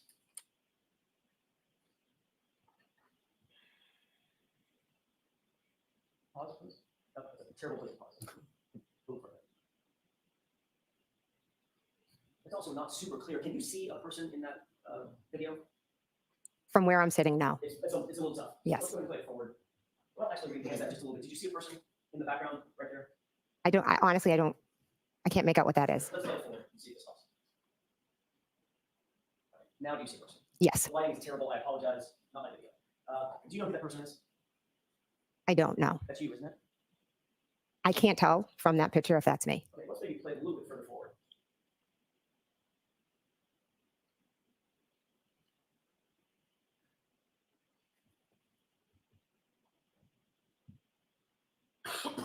well, now with the flag out of the way, do you recognize anybody in the foreground down at the bottom right? That looks to be John. So let me piggyback off of this real quick. Fairy Raven's saying that Sean McDonough had a rant, and that's why I like Sean, honestly. Telling anyone he wasn't on Karen's the truth side to get the fuck out of chat in the channel. You're not alone. Now, here's the thing is you could be in here. You could still have the opinion. I mean, it's not my fault that you're fucking stupid and you can't look at evidence and draw a logical conclusion. You know what I mean? Like that's not my problem. You know what I mean? You're free to be stupid if you want. You know what I mean? Like I'm not trying to control your stupidity. You know, I'm gonna educate you guys as best as I can. And thank you, sassy bartender. I'm about done with this BS. I agree with you. It's not my fucking problem that you're fucking stupid. You know what I mean? I'm not. It's not my issue. You're not my responsibility. You know. So I mean, there's a lot of logical people in the chat. A lot of people with shorter tempers than me. And if you come in here going, Karen Reed is guilty because of this and this, because she's got guilty face or blah, blah, blah, or stupidity like that, you know, I might say something, I might not say something, but I'm not going to kick you out over it. You know what I mean? Now, if you're just being an annoying troll and distracting the chat altogether and spamming and shit, then yeah, Cherry's probably going to hide you. And Cherry has the freedom to hide you just because you get on her fucking nerves. So, I mean, that's how it works here, you know? So, I mean, and that's the thing is Sean has every right to run his channel the way that he does, just like I have every right to run my channel the way that I do. My whole thing is as far as having a different opinion on the case goes, please, if you have a valid point, it's welcome here. But it's up for debate. You know what I mean? It's up for debate. But I get Sean's lack of patience because it's like you got to be fucking blind and or stupid to not see at this point. I totally agree with Sean at this point. I could see why he got frustrated. I could see why he's like, dude, like if you can't see at this point, get the fuck out. You know, I don't blame him. I do not blame him at all. I just, when it comes to a different opinion, I try to like, I'm always willing to learn something. There's always that chance that somebody might make an argument that I'm going to have to think about, you know? So I'm always welcome. I always welcome that, you know, but so, you know, but I get it. I absolutely fucking get it. You know what I mean? I get Sean being like, dude, how dumb do you have to be at this point? How fucking dumb do you have to be at this point? Like, after seeing these people testify and get cross-examined and see the fact that there has been no case presented by the prosecution so far that even resembles evidence against Karen Reed that points towards her guilt. I mean, yeah, you've got to be fucking retarded. You've got to be fucking retarded. And by fucking retarded, I do not mean somebody with a mental handicap. I would never use somebody who is mentally challenged in any way. I would never use that word to describe them with a legit medical condition. I would never use that word to describe them. I use that word to describe the willfully ignorant. The willfully ignorant. Yeah, Cherry doesn't like when I use that word, but too fucking bad. You know, that's something Cherry's just gonna have to deal with too. I mean, the bottom line is, like, if you're still at this point going, oh man, just waiting for the Commonwealth to drop that bomb, you're fucking retarded.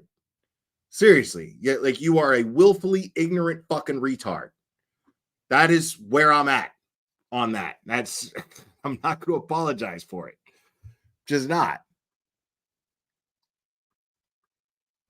Mr. O'Keefe? Yes. Do you see someone who's right? I do, yes. And who's that person? I cannot make it out in the photo. Okay, so go ahead and play forward. And pause. You see the person with the sort of white shoes just above the car. Yes. Does that appear to be you? I can't make that out that it's me, but I know I was there and I know I spoke with them. Okay, so you do recall walking outside and sort of waiting and hovering in about that area, correct? I was talking with them. Okay. Does it appear that you're talking with them? No. This frame? That looks like th've walked away. Right. As a matter of fact, it looked like they walked away without talking to you outside, correct?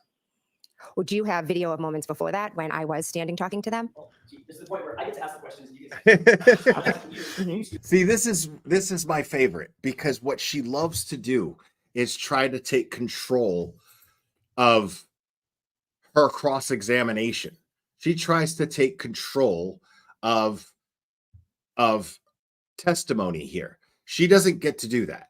When you are subpoenaed to testify in court, that means that you have to sit there and answer questions. Period. You don't get to monologue. You don't get to you don't get to editorialize. You don't get to do any of that shit.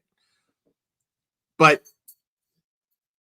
what's really important to look at here is Jennifer McCabe's need to control. That is very telling to me.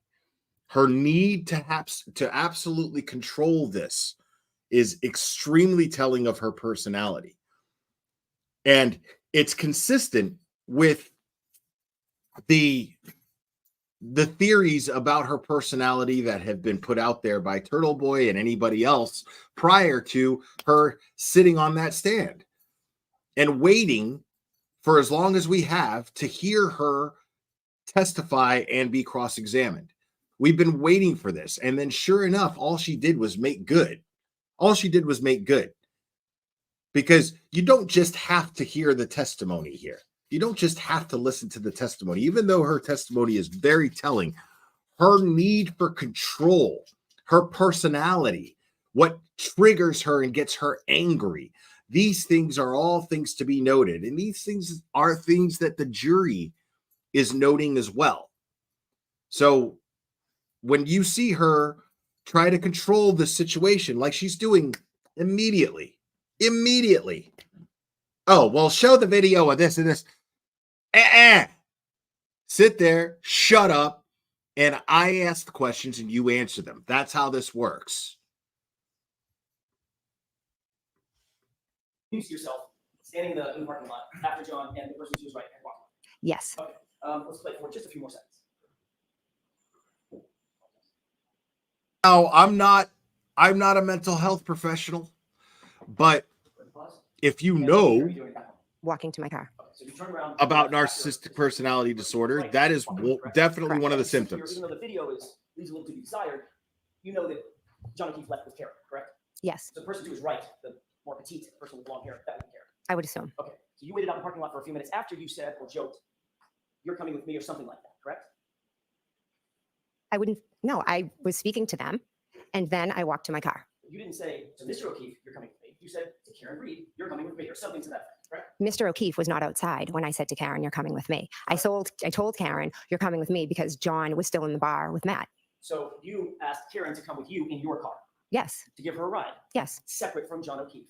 yes. I figured he could go with Matt because they were still in the bar. Was there a reason why you wanted to separate Miss Reed from Mr. O'Keefe at that moment?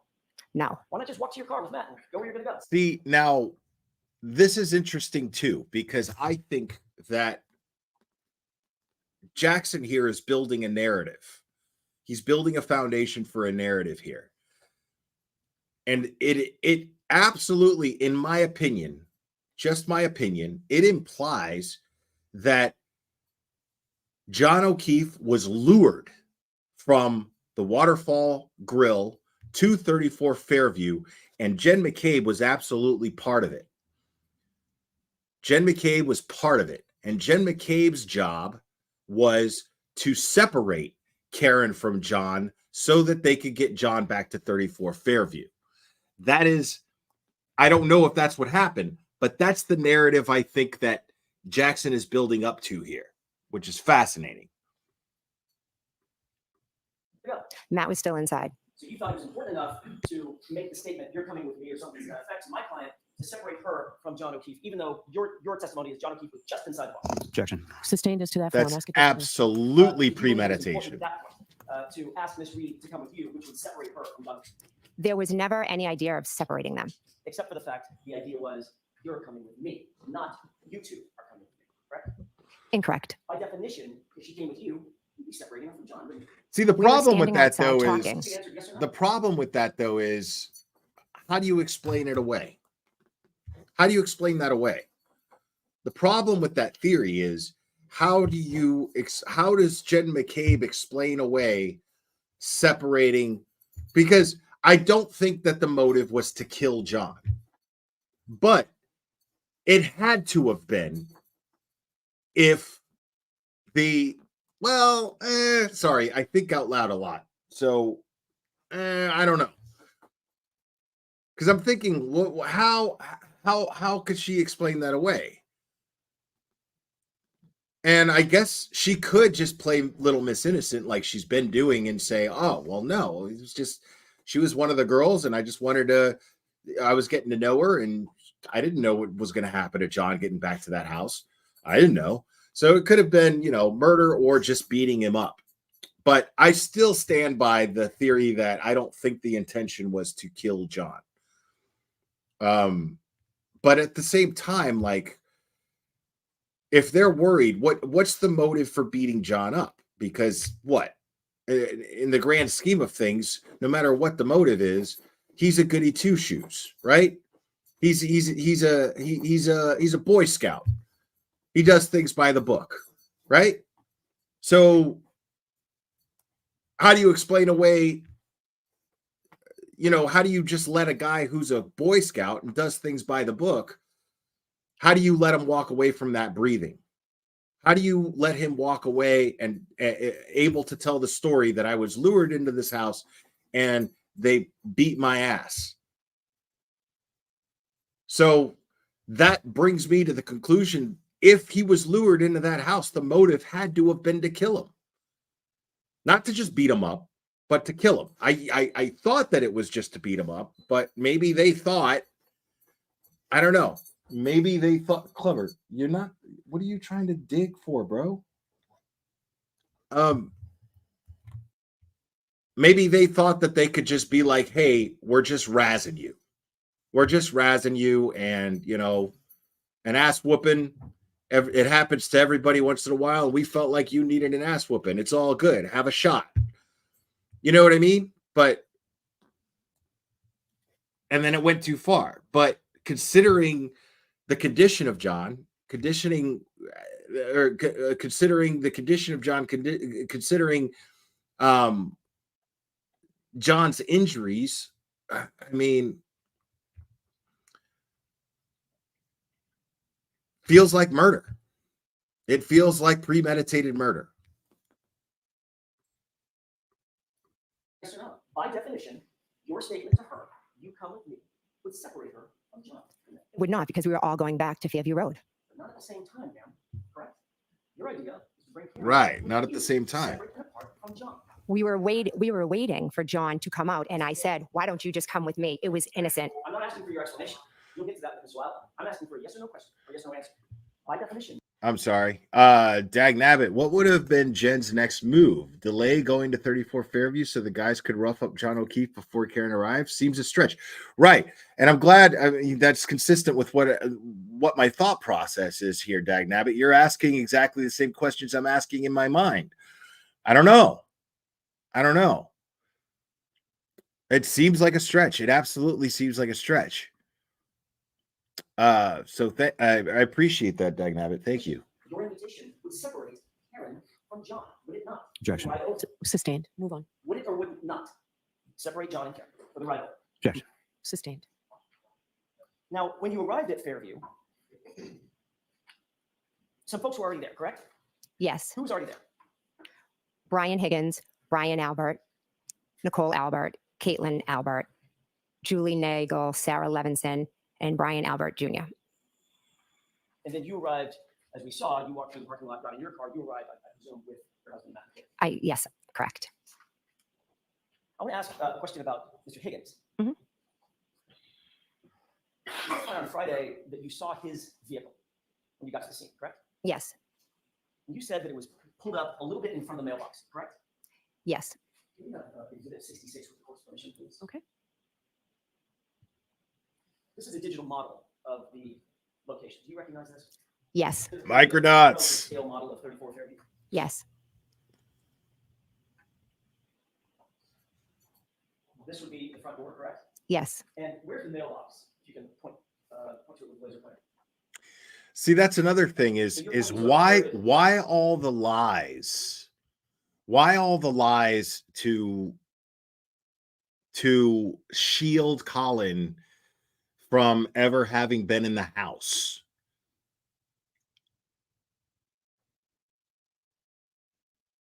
Because there's a lot of theories going around, you know what I mean? But Colin Albert, in my opinion, is definitely involved. The question is, what was the level of his involvement?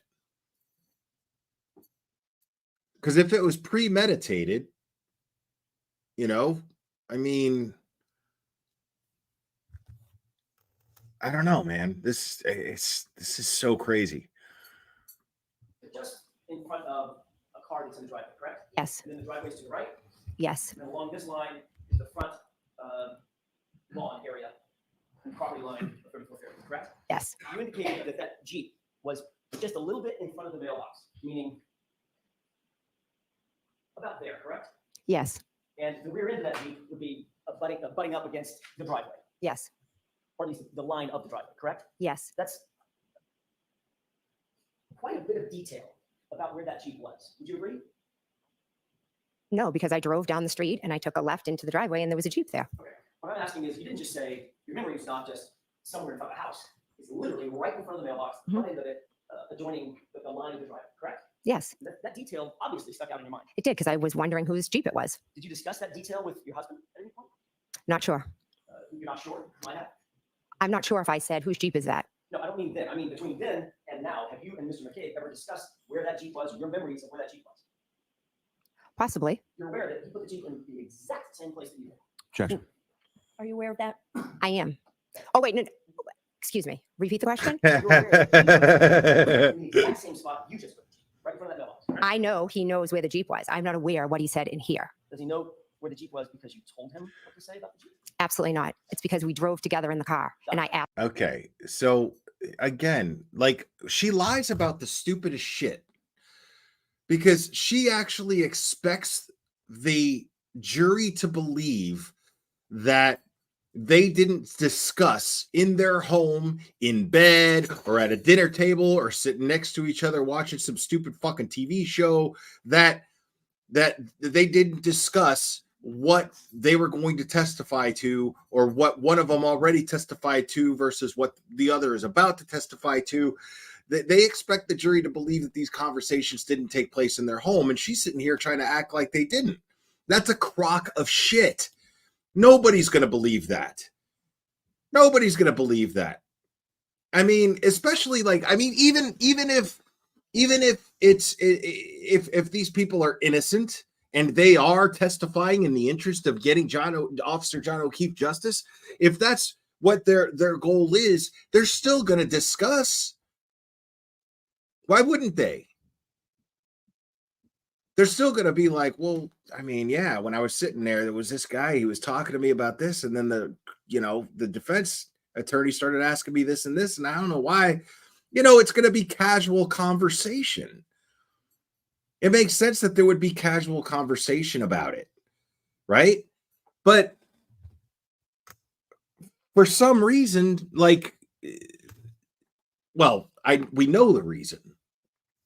She's out here lying about the fact that that they talked about their testimonies at home.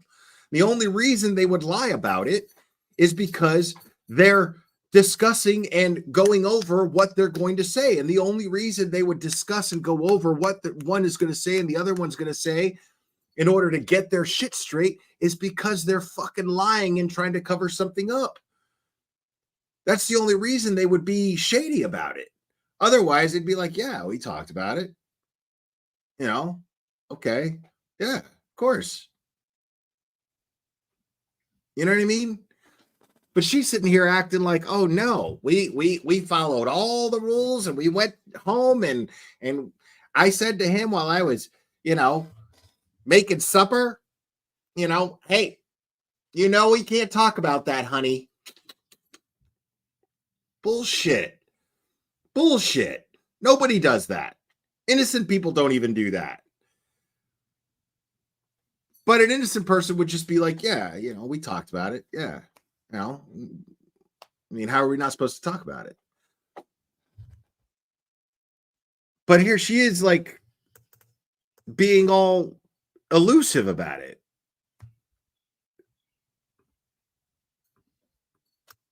I asked.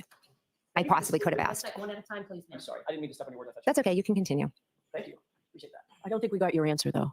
I think Madam Court Reporter was asking for your answer. Can you repeat your answer?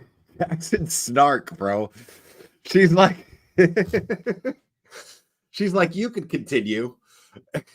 Jackson's like, oh, thank you. I appreciate that. Translation, I have your permission to continue with my cross-examination of the witness on the stand. I have your permission to do my fucking job. How nice of you. Thank you. Unreal. To the question of, did he know where the Jeep was? I did not need to tell Matt where the Jeep was. He knew because we were in the car together. But you two discussed it. When are you asking? At any time between January 29th and today. Anytime. I'm sure we have, yes.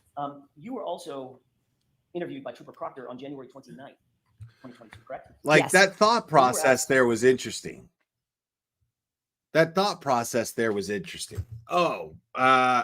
She's like, and I'm not a mind reader, but if I had to guess what she was thinking there, is it better to lie about whether or not we talked about it? Or is it better to just say, yeah, because it's more believable? It would be unbelievable that we didn't talk about it. So let me be forthcoming about that, because it's not gonna hurt anything. That is shady.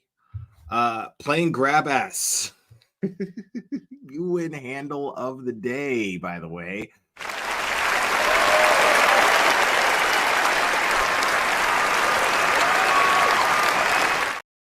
And you gifted 5 memberships. Thank you so much. So congrats to Rachel, Truth Seeker, Gojo, Design Rhythm, and Carrie Miller. Thank you so much. Appreciate that. Thank you.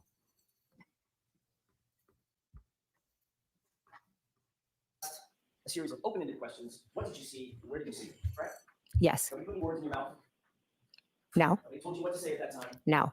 And you told Trooper Proctor that when you arrived at the scene, after you got there, you, quote, first observed the vehicle, meaning Miss Reed's SUV, parked on the street by the driveway facing the direction of Chapman. Correct? Do you have something I can look at to refresh my memory? Sure. Do you not have a memory of exactly what you told Trooper Proctor? Well, I know what I. Yes or no? You need your memory refreshed? I would like to see what the report says, please. Permission? Yes. Thank you. Yeah, like always asking for receipts. Paragraph 3. Mm-hmm. This is the face page. You'll review that, especially the highlighted portion. Let me know after you review. Like she's on the defense from the start.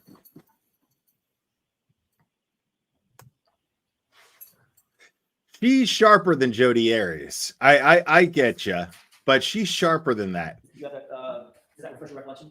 Yes, I mean, I know I told. if you guys remember, if anybody who's familiar with the Jodi Arias trial, man, like when you watch the footage of her being interrogated, if you watch of her in the interview room, it's really, really funny because she knows there's a camera in there, and she's right off the bat trying to set up for an insanity defense. And she's doing fucking handstands. Dude, she's doing fucking handstands in the interview room. Because she knows there's a camera there. And she's already trying to build up towards an insanity defense. It's crazy. Sorry to do this. I don't mean to be rude. I'm just asking you, does that or does that not refresh your recollection? Regarding? What you said to Trooper Proctor on the 29th. Well, I know what I said to Proctor Trooper on the 29th. Okay. I have to do it this way. It's a court rule. I Does that help you with your I know what I said to Proctor Trooper. I mean, stop acting like to me.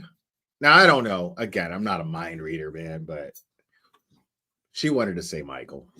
She wanted to say Michael or Mike or Mikey or whatever. She wanted to say that shit, and then she didn't do it quick enough. She didn't save herself quick enough. And then she mixed up her words and said, Proctor Trooper. Because in her mind, she was going, what do I call him? What do I address him as so that I don't... Scott knows. Scott knows liars. Scott knows how to spot a fucking liar. He knows. Proctor Trooper. Oops. recollection of what you told Trooper Proctor? I didn't tell I told Trooper Proctor the car was outside. When I looked at the front door, it was straight outside. Lady. I can't quite get the answer I'm looking for. The court is going to require me to ask this question again. Does that refresh your recollection, yes or no, as to what you told Trooper Proctor? Yes. I did not say this to Trooper Proctor, no. It doesn't help. No. Okay. May I approach? Yes. Thank you. So you did speak to Trooper Proctor on the 29th, correct? Correct. And Trooper Proctor asked you some very specific questions about where things were, correct? Correct. Focused on Miss Reed's SUV, didn't he? Asked you questions about where Miss Reed's SUV You was. can show me in the report. Just read it. So just off of what I just read, is that what you're going off of? Yes? I'm asking for your memory. You're testifying. Yes. So my memory is exactly where the car was. Hold on. So it's very important that both of you, one person at a time speaks. Madam Court Reporter has to do what you're both saying, and she can't do it simultaneously. So Yeah. the best way to do that is, Ms. McCabe, just let counsel ask the question and then you answer. And if it takes a lot more time than we expect it to take, it does. Okay. So just, What Bev's trying to say there, Jen, what Bev's trying to say there, Dirty Delete, is you need to shut the fuck up. Exactly. Now, did you talk to Trooper Proctor about where the SUV was? Yes. Thank you. And he asked you questions about where it was situated outside, correct? Yes. And you told him that you first observed it parked on the street by the driveway facing the direction of Chapman, correct? I told him that when I looked out the front door, the car was straight ahead. And yes, it was facing up Chapman. And you left out a good part by the driveway, correct? That could have been his interpretation or an error on his part. I see. So Trooper Proctor is wrong about what you said. Objection.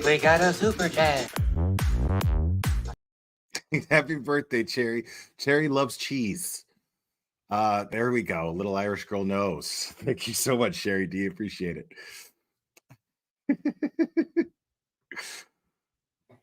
He just got it wrong. You'd have to ask Trooper Proctor. I will. I will. Don't you worry. So here she continues going, hey, so my statement means shit. Basically, she's telling the jury that her statement means absolutely nothing.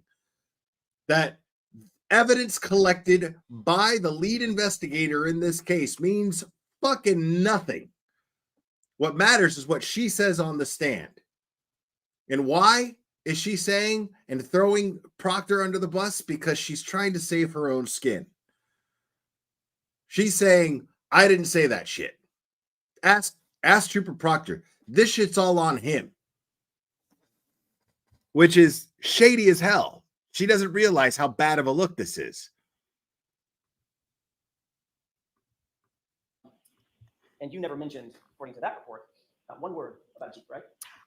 I may never have been asked about a Jeep. So if you weren't asked about And if I miss anything in the chat, I apologize. I gotta go get water for my coffee. I'm gonna make another pot of coffee, so I'm gonna let this play. you also weren't asked about a Nissan Altima. Mention that? No. Right. Because what he asked you was, what did you observe in front of the house? Now, that's what he asked you, wasn't it? No. And you said, I observed her car by the house. No. And you never mentioned the Jeep, did you? You are not portraying what the conversation was. Did you or did you not mention the Jeep sitting on that right by that driveway? Yes or no? It's not in the report. I don't recall if he asked me about a Jeep. Now, following the events of January 28th, 29th, you spoke extensively to Chris and Julie Albert, correct? What do you mean by extensively? Did you speak at all? Yes, we did. Between then and now, to Chris and Julie Albert. Do I speak to Chris and Julie Albert Have you spoken to them about these events between then and now? about this case? Is that what you're asking? Yes, Ms. McCabe, I'm asking about this case. Of course, I speak to them all the time about the vicious harassment we are all receiving. But that wasn't my question. My question was, did you talk to them about this case, Ms. McCabe? Yes. I realize you want to give additional answers in the editorial. I'm asking you very specific questions. Objection. Okay, so objection as to the form. We've talked about this at sidebar, Mr. Jackson. You talked to them about the details of that night, correct?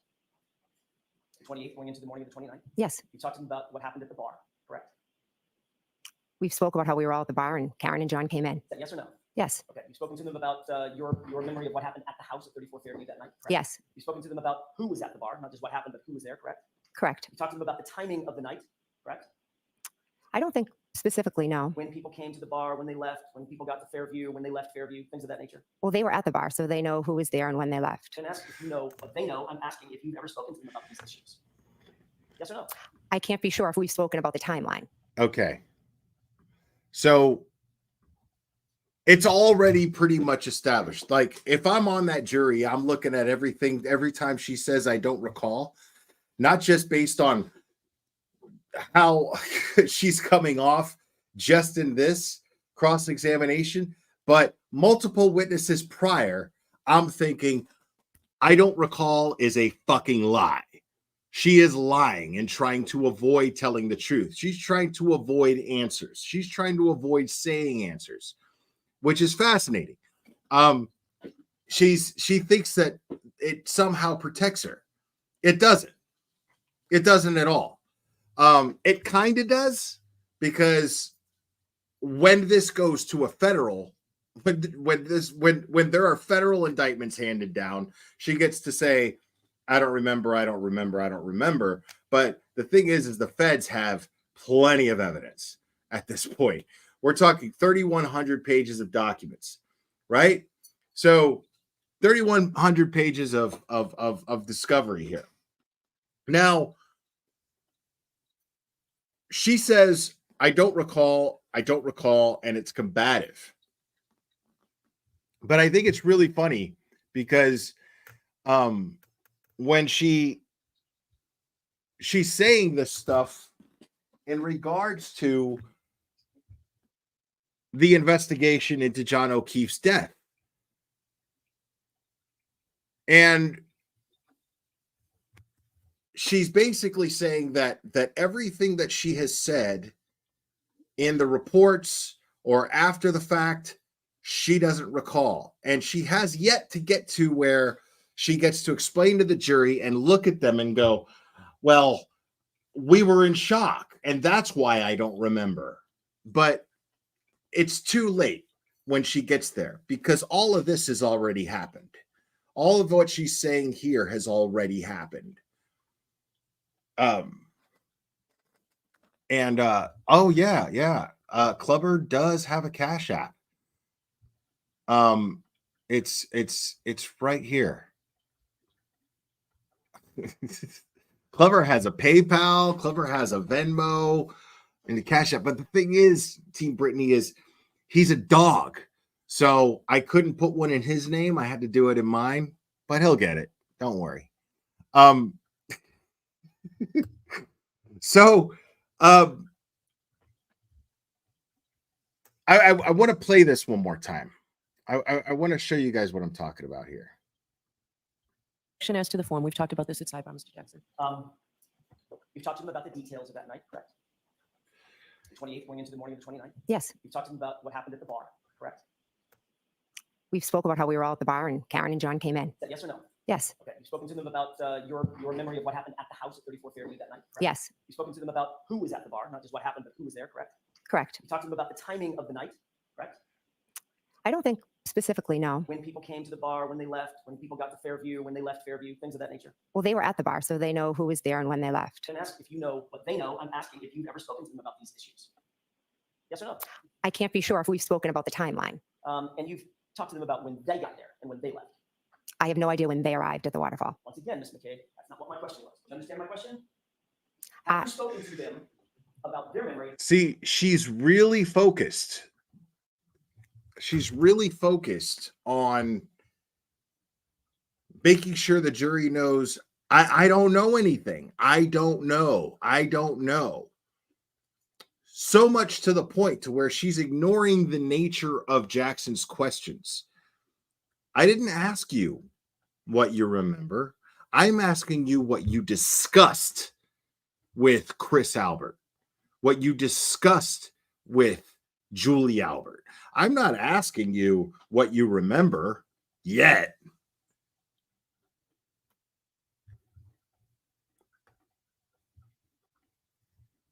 So, yeah, Microdots, I think you're behind a little bit, but yeah, nothing proves he was involved like the way they protect him. Agreed. He's talking about Colin Albert. So I think Microdots is a little behind, but I agree with Microdots 100%. And Amy in Boston, we need a Clubber cam. Yeah, we do need a Clubber cam. That would be awesome. I should get a Clubber cam. I'd like to get something worked out to where he could be on camera. I'll figure something out at some point. But thank you, Amy in Boston. Of that night and when they came.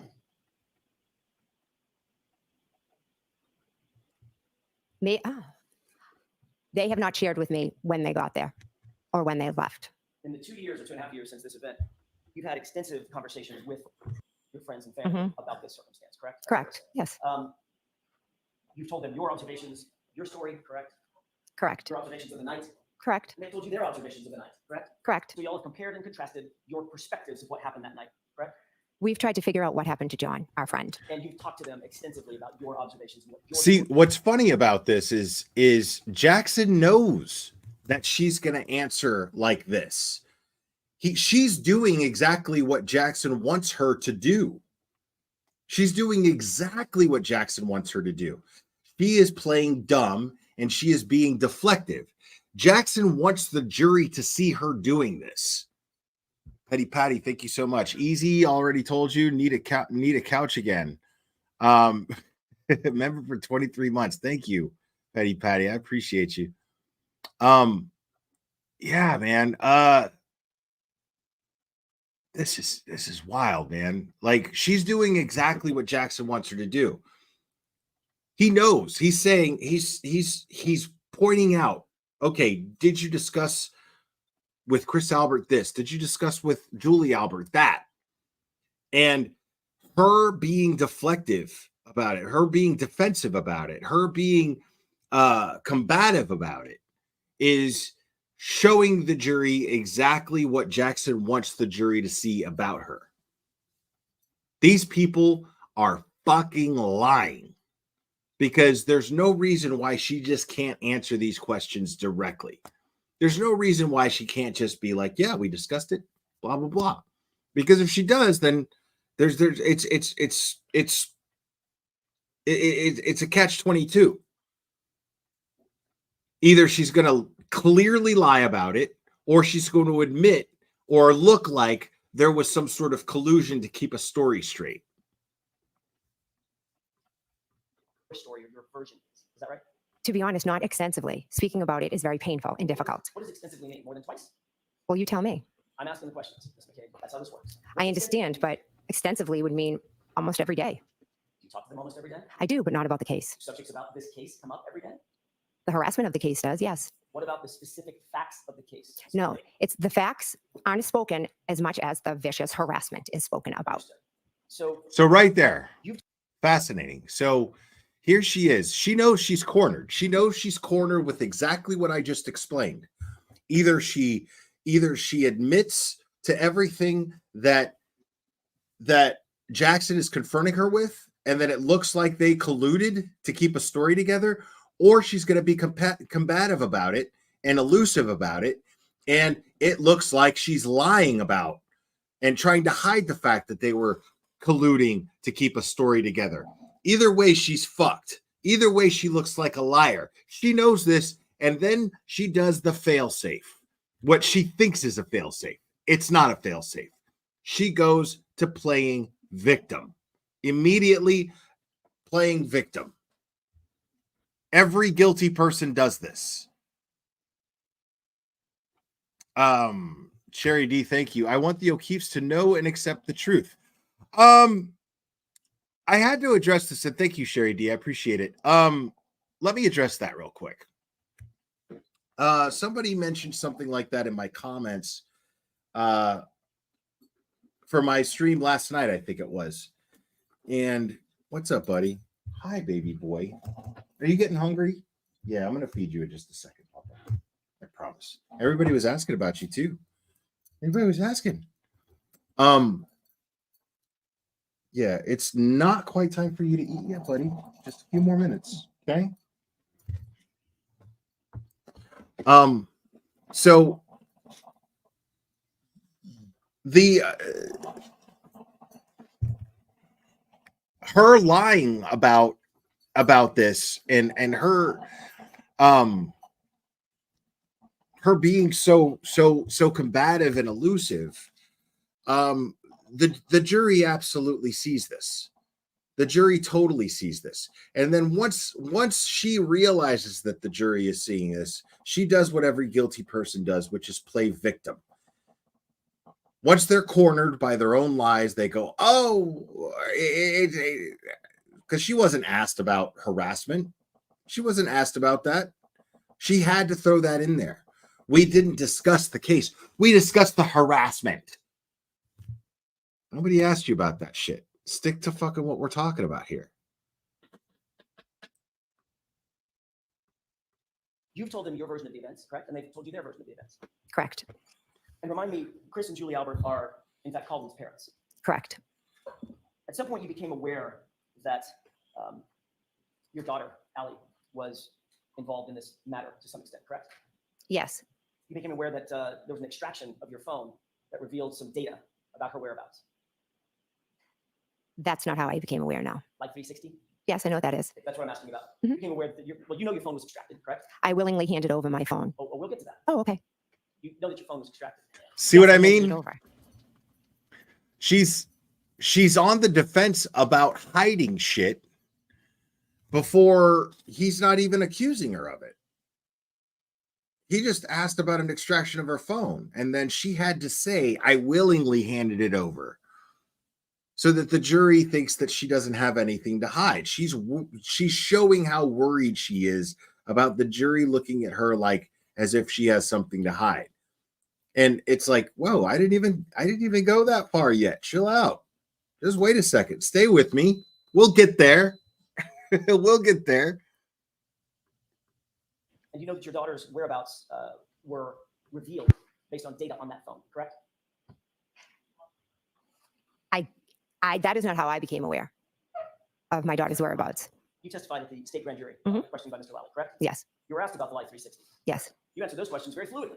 Yes. Yes, I know what the Life 360 is. I use it all the time. It's an app, etc.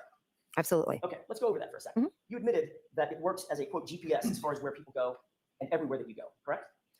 Correct. You indicated that it works as a reliable quote unquote tracking device, is your testimony. Correct. You indicated that you rely on it, quote, so you know where your kids are at all times. Is that right? Correct. And you even said that it's a quote unquote good parenting tool. Is that right? Correct. And the reason you said that is because it's accurate in your experience and it's reliable. Is that right? It's a good tool, but it is not always accurate. But you said when you testified in front of the great grand jury that it's accurate and it works as a GPS as far as where you go and everywhere you go, correct? Objection. Did you say that? Can I see it? Sure. See, I disagree. Sorry, wrong one.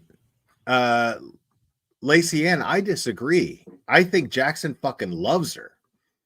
In the sense being like he's a professional and he's doing his job. Is he emotionally invested in this to some degree? Absolutely. He definitely knows the injustice is taking place, and he's fighting to expose this injustice. But it's interesting because but from a professional standpoint, I think he fucking loves her because she's doing exactly what he wants her to do.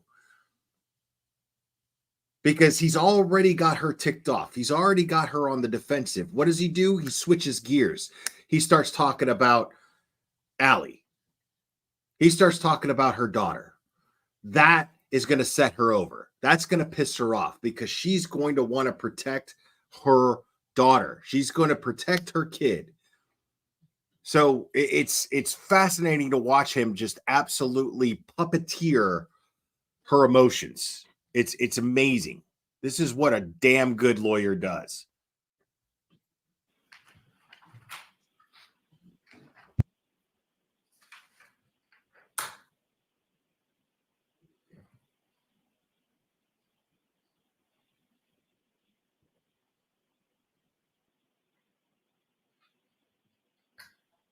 Yeah, approach you. Yes.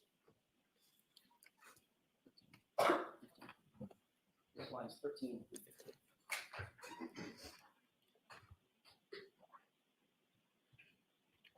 You said 13 through 15? Yes, ma'am. Well, okay. No, you're right, Kiki. I'm saying that she thinks that she's protecting her kid. She's gonna act towards wanting to protect her kid. Does that refresh your recollection? It does, yes. Question and answer? Well, I just don't see the word accurate on there. I don't know if I missed it. Mr. McCabe, does that refresh your recollection as to the question and answer about whether you said it works as sort of a GPS as far as where you go and everywhere you go?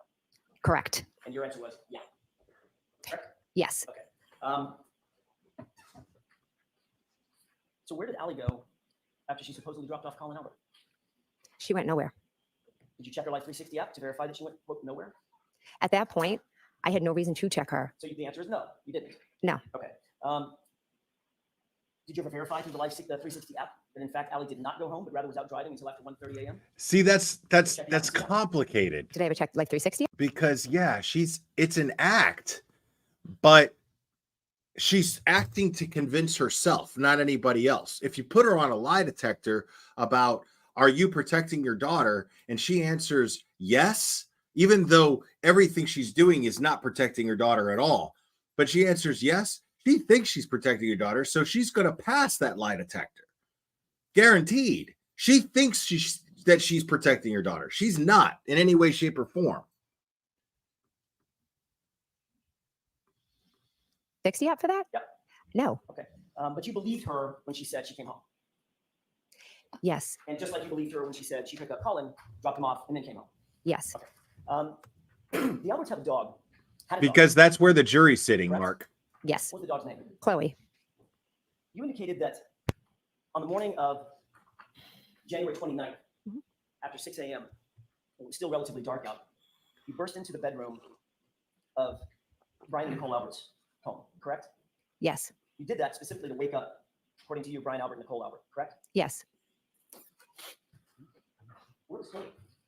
I don't know. So you'll agree that at least from their perspective, you walked in the front door unexpectedly, correct? Yes.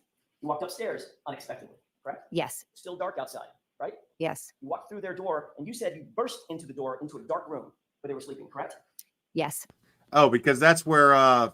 Albert said that you were Lolly somewhat is. hysterical. That's where the Do you agree with prosecutor that? is. Yes. You were loud, right? I was trying to wake them up. You were somewhat chaotic, Yes. and you don't remember. Or she's looking at the judge. German Shepherd having any reaction. No. In fact, you don't remember the dog being there at all, correct? Correct. You never saw that dog, correct? I have no memory of seeing that dog. Okay, so as you sit here today, Mhm. you cannot say that the dog was here because you don't have a memory of ever seeing it. I did not see it. No. And remind me once again, when you were leaving that night, that early morning before, Mhm. who was the last person to leave? Was it Caitlin? I believe she left after us. We talked about this, and I want to get into a little bit more detail about it. You indicated that at some point you looked outside and you saw Karen Reed's SUV in front of the house. Safe to say, correct? Correct. About what time was that you first saw it?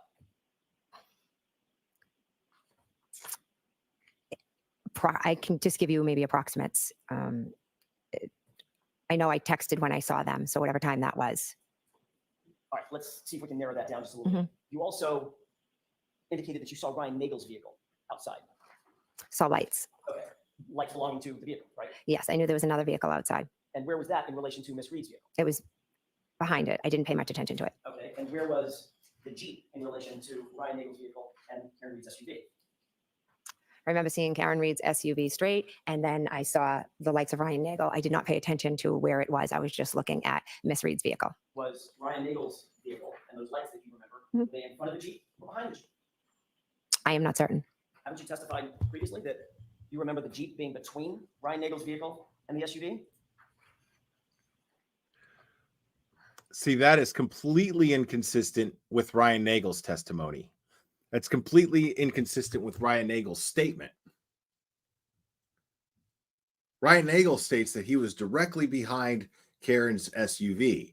And so Jackson is confronting her with saying that she saw Higgins' Jeep in between Karen Reed's SUV and Ryan Nagel's truck, which is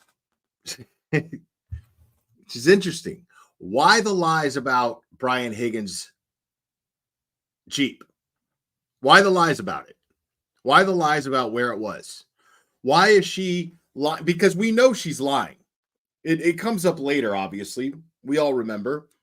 It comes up later that she says, I only remember seeing Karen's SUV, but I don't remember where this vehicle was or that vehicle was, and I don't remember seeing anything in the lawn that was right in my line of sight towards Karen Reed's SUV, because I'm insistent about what I saw Karen Reed's SUV doing, where it was, what it was doing, from the time it got there to the time it left. I am insistent and consistent about Karen Reed's SUV. Everything else, I don't know. I don't remember. Bullshit. Because if you know that much about Karen Reed's SUV, then you're going to know about its surroundings. You're going to understand that. Why wouldn't you? If you're going to be that detailed about what her car was doing, you're going to know. To her right is Paul O'Keefe. The jury is on her left. Got it. Thank you. Appreciate it.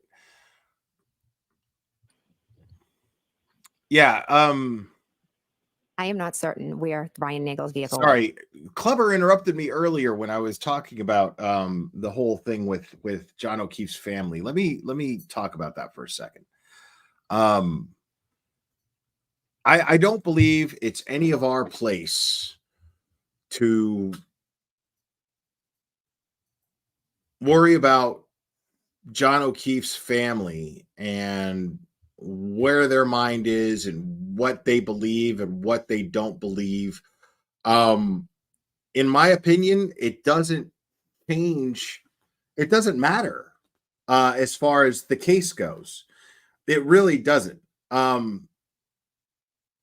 Would it be nice, that John O'Keefe's family saw exactly what we're seeing and supported Karen Reed and supported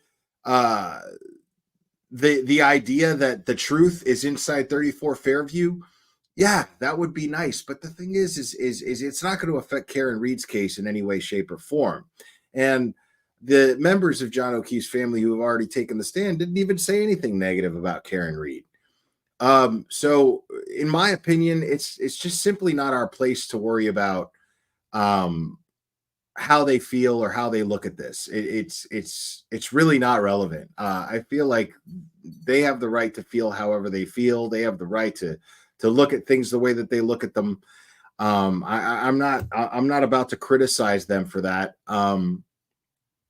because it's not so relevant to getting to the truth.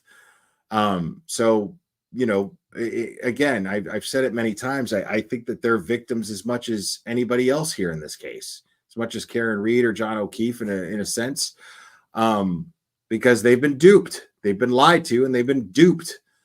And they've been duped by the Commonwealth as well as this person sitting on the stand here. So I just,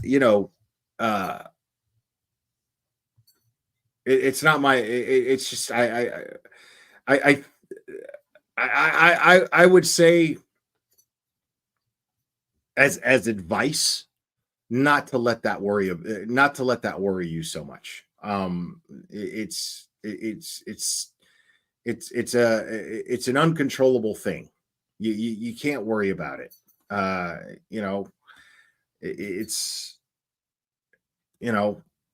Sure, it would be nice, but I'm not going to let it affect how I feel about this case or getting to the truth or anything else. I'm just not going to let that happen.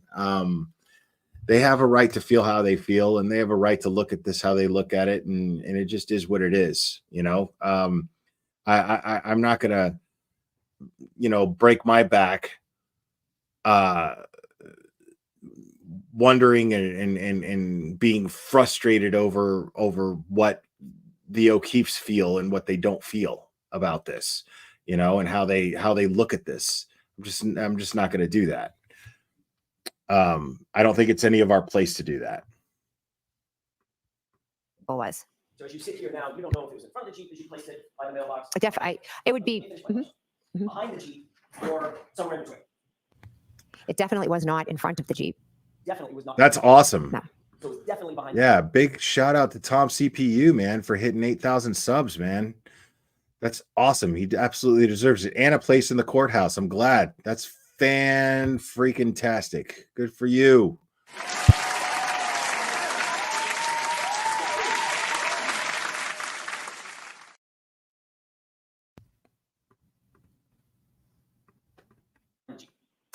Behind or to the side, I'm not sure. Well, if it's parked on the street in front of the house, it's not going to be beside the Jeep, right? That's going to be in the middle. It would have been in the middle of the road, correct? So if it's pulled over, it's behind the Jeep. Okay, so now we've narrowed that down. It's Good for you, Tom. Karen Reed's SUV. To the right of that, as we're looking at from the street, at the property. To the right of that Jeep, behind that Ryan Nichols vehicle, correct? Correct. You sure about that? If my memory serves right, yes. If your memory serves. Okay. So I agree with you. Of Mr. Nagel's car at the state. Thank you so much, Free Karen Reed 2024. I believe so. Appreciate you. In April 26th, 2022. Mm-hmm. Okay. Okay. Does that sound about right? Yep. Yes. That date. Yes. Yeah, Tom, Tom, you deserve that and then some, man. I got to tell you, man, I'm so grateful to you for all of the footage that you provide outside of that courthouse, man, and everything that you've been doing, man. Seriously, we all love you here, buddy. See Ryan Nagel's vehicle arrive at the location, and you indicated it was 12:23. Remember that? Do you have it? I do. Yes.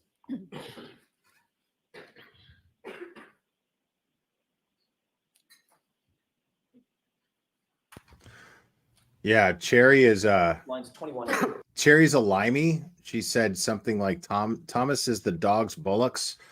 I think that's limey for Tom is good.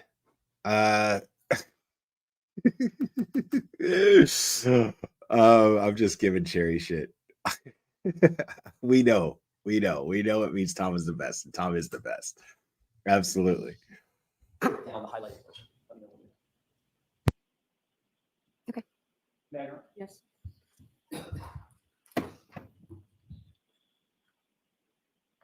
You were asked, do we know what time the brother came, meaning Ryan Nagel? Okay. Correct. And the question from Mr. Lally was, that was from a grand jury, the question from Mr. Lally was, if you know, correct? Correct. And your answer was, I believe he was out front at 12:23. Is that right? Correct. And the reason you could be so precise with that time, Ms. McCabe, is because you had asked Julie Nagel to give you her text messages with Ryan for that night, and you refreshed your recollection about the time, correct? Correct. All right. And you've also testified that as soon as you saw Miss Reed's SUV, you texted John. Is that right? Correct. Here, exclamation point, question mark. That was the first text, right? Correct. But your text to John was at 12:27. You recall that? Yes. That's 4 minutes after you know Ryan Nagel arrived at the scene, correct? Correct. Since Karen Reed arrived before Ryan Nagel, she and John had to have been there 4 to 5 minutes before you ever saw the SUV, correct? Objection. Is that right? Ryan Nagel texted his sister at 12:23 here. And then he texted again that he was going to leave. Then Julie Nagel went outside Ms. and McCabe, that's not my question. I'm explaining what happened in the 4 minutes. You can explain at another question. My question. See, it's interesting that she knew that exact time. 12:23. Like, Jenn McCabe, tell me you didn't cram. Tell me you crammed over timelines without telling me that you crammed over timelines. Like, come on. Come on. Question is very specific. Given the fact that Karen Reed, by definition, arrived at the location before Ryan Nagel, and Ryan Nagel arrived at 12:23, that means, and you didn't notice the SUV until 12:27, that means her car was there for at least 4 minutes before you ever noticed it, correct? Objection. Is that correct? Can you answer that question? Correct. Yeah, make sure to sub to Tom's CPU, man.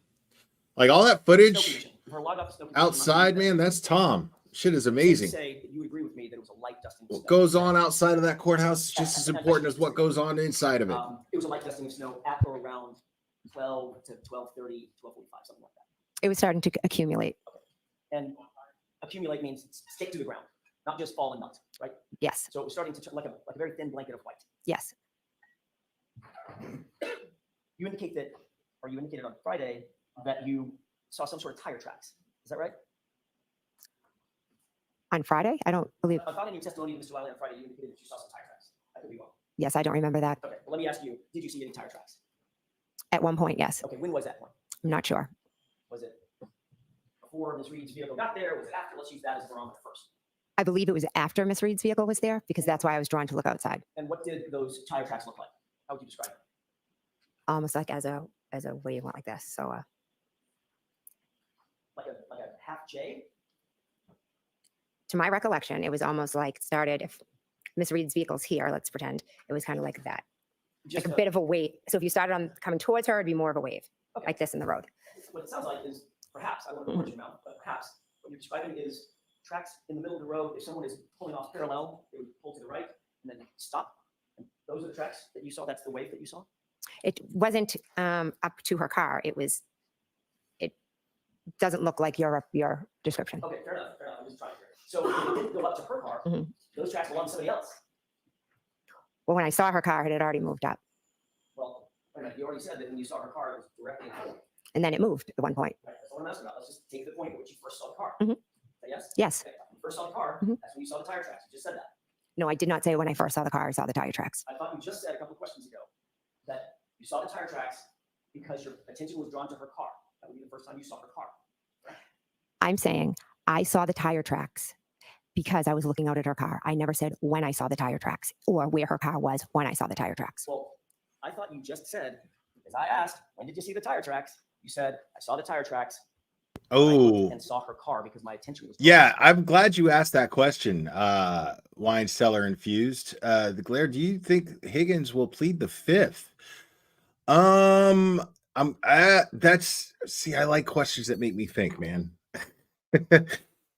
Do I think that Brian Higgins will plead the fifth? I don't know. It all depends on what's going on with that federal investigation.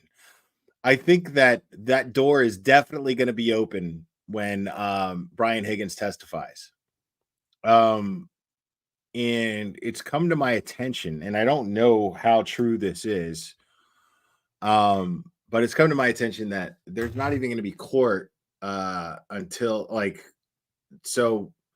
all next week. Tuesday's going to be a half day, and then the rest of the week is just not happening because the jury needs a break. Like, no.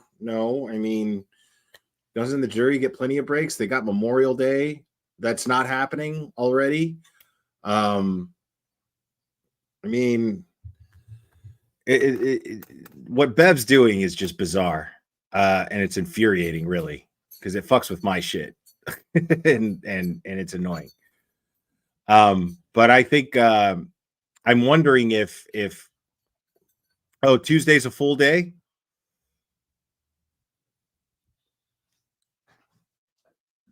Okay, so all right. So I mean, I don't know what the fuck Bev's doing, dude. I don't know what she's doing. It's so frustrating. I don't know what I don't know, but I'm wondering if because I think Higgins is next up. So, and I mean, we have court tomorrow, right?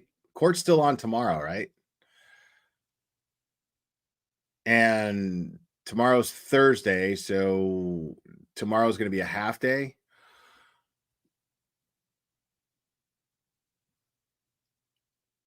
And I don't know if Higgins filed a motion. I don't know if Higgins filed a motion.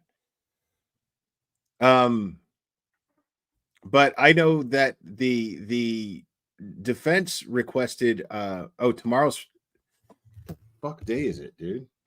Seriously? Yeah, tomorrow's Friday, so tomorrow's a full day. Today's Thursday. Excuse me. Sorry. Jesus Christ. So tomorrow's a full day. And oh my goodness, and I know Tom loves this, so I can't deprive Tom of the full-on dance. I think we got a super dad. Super dad. I think we got a super dad. Super dad.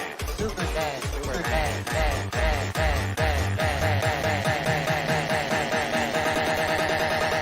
I think we got a super dad. I think we got a super dad. Tom CPU, please thank my mods, Melissa, Catherine, Shelby, Carrie, and Amanda, Cherry, and Dina. These ladies are the reason I'm streaming for you guys. Love you all. Absolutely. Right on. Thank you to all you guys for helping Tom out so much is the way you guys do. And thank you, all you mods, for my channel as well. Except for Cherry, of course. I mean, how much gratitude do you give somebody whose birthday it is every day? You know what I mean? You know what I mean? I'm just kidding. Jean Lee, thank you so much for becoming a YouTube member. Appreciate it.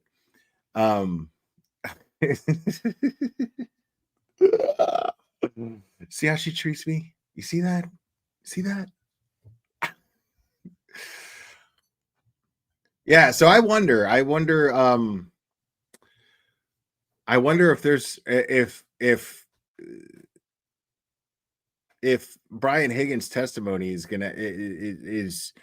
if they're expecting that it's going to have some sort of impact to where the jury's gonna need a break. I don't know. We'll see, but I don't know. I don't think so. We'll see. So tomorrow is Brian Higgins, as far as I know, all day. But I don't think that his direct testimony is going to take all day. But I'm wondering if they're planning on stalling his cross-examination. That's what I'm wondering. But, you know, that's just the conspiracy theorist in me because, you know, I know it's crazy to be a conspiracy theorist as far as this case goes at this point, right? Right? Okay. To her car. I saw the tire tracks. That would be the first time you looked at her car, correct? It's not, doesn't have to be the first time I looked at her car. I looked out multiple times. Did you see the tire tracks the second time? Well, I'm not exactly sure. Did you see them the third time? Again, I'm not sure. Okay. So it could have been Tomorrow's Saturday if you're in fucking Australia, Mark. We're over here, bro. Could have been. They didn't lead to the back tires of her car, did they? No.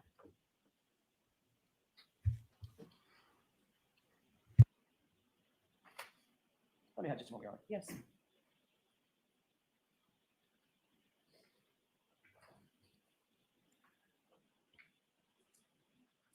In addition to Trooper Proctor interviewing me on the 29th, you also gave extensive testimony on April 26th, 2022 in front of a state court grand jury, correct? Correct. And you were asked. All right, I'm still listening. I might rewind something, but I got to feed Clever, guys. So Correct. I'm listening, but I can't see You chat. were asked where that SUV was in relation to Ryan Nagel's car. Is that right? Would I be able to look at it to refresh my memory, please? Well, let's start with this. Do you remember being asked about Karen Reed's SUV and Ryan Nagel's truck? To be honest, I've had a few grand juries, so if you could show me what you're talking about, I would greatly appreciate it.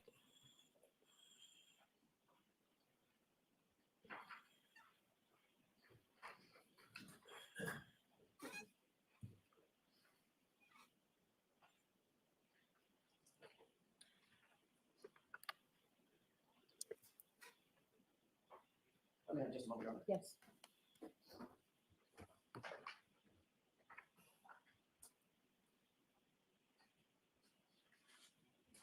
May I approach, please?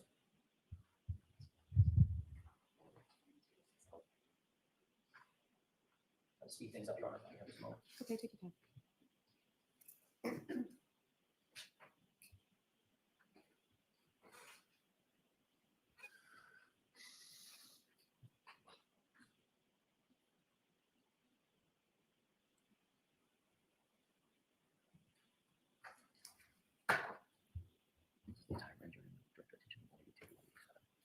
May I approach? Yes. Thank you. Thank you. That's the entirety of your state court grand jury. Okay. I'm going to direct your attention to pages 182 to 187. You can probably scan those pretty quickly and just let me know after you scan those. Okay. Those pages, I should say.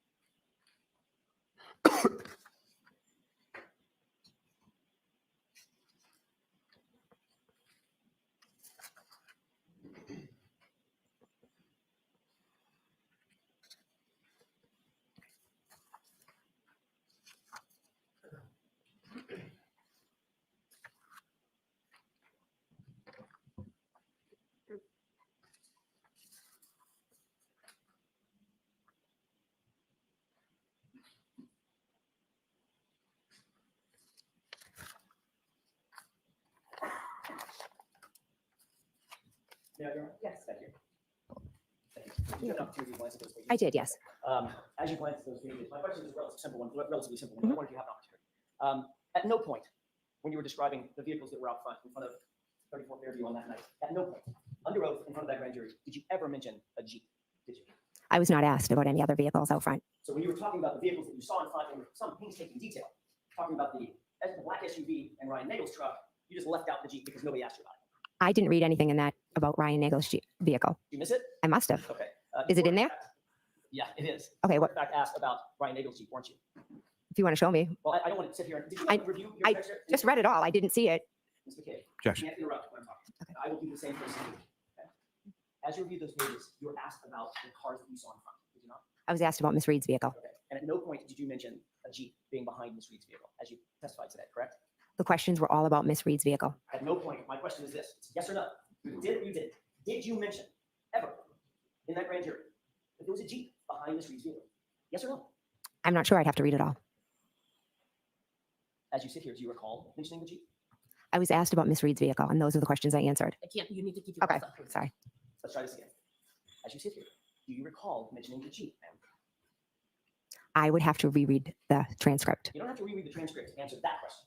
Do you recall mentioning the Jeep? If you don't, you don't. I may not have been asked about the Jeep, so I did Okay. not mention the Jeep. Fair enough. That's not what you said. See, I'm glad that we get to rewind here because this is fun. This is fun shit. Did you mention a Jeep? About Objection. Can't interrupt when I'm talking. Okay. I will do the same thing. As the black SUV and Ryan Nagel's truck, you just left out the Jeep because nobody asked you about it. I didn't read anything in that about Ryan Nagel's Jeep vehicle. Did you miss it? I must have. Okay. Is it in there? Yeah, it is. Okay, what? Asked about Ryan Nagel's report. If you want to show me. Well, I don't want to sit here. Did you I- review your I transcript? just read it all. I didn't see it. Mr. McCabe, Objection. Can't interrupt when I'm talking. Okay. I will do the same for a second. Okay. As you reviewed those pages, you were asked about the cars that you saw in front. Did you not? I was asked about Miss Reed's vehicle. Okay. And at no point did you mention a Jeep being Okay, behind right there. as you testified today. I was asked about Karen Reed's vehicle. Very important, her wording here. Correct? The questions were all about Miss Reed's vehicle. At no point, my question is this: it's yes or no? So that was, there was no speculation there. There was no, she straight up says, point blank, I was asked about Karen Reed's vehicle. Not, I wonder, I think I was asked about only Karen Reed's vehicle. I don't know. I mean, she's like, no. She basically answers the question without actually answering it.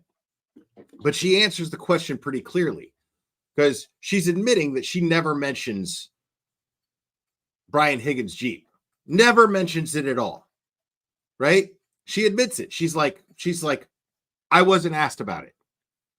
I was only asked about Karen Reed's vehicle. She is very direct about this. I was only asked about Karen Reed's vehicle. So A, she's deflecting. A, she's already being defensive. It's not on me that I didn't mention it. It's on the prosecution. Look at Lolly. Talk to him. They didn't ask me about it. I was only asked about Karen Reed's vehicle. Now, keep listening. You did. Did you mention ever in that grand jury that there was a Jeep behind Miss Reed's vehicle? Yes or no? I'm not sure. I'd have to read it all. So now it's, I'm not sure. Because it's a simple yes or no question. This is like the third time he's asking it. It's a simple yes or no question. Did you or did you not? And she basically says no, that she didn't, without saying the word no. But she says, I was only asked about Karen Reed's vehicle. That is a no to me, right?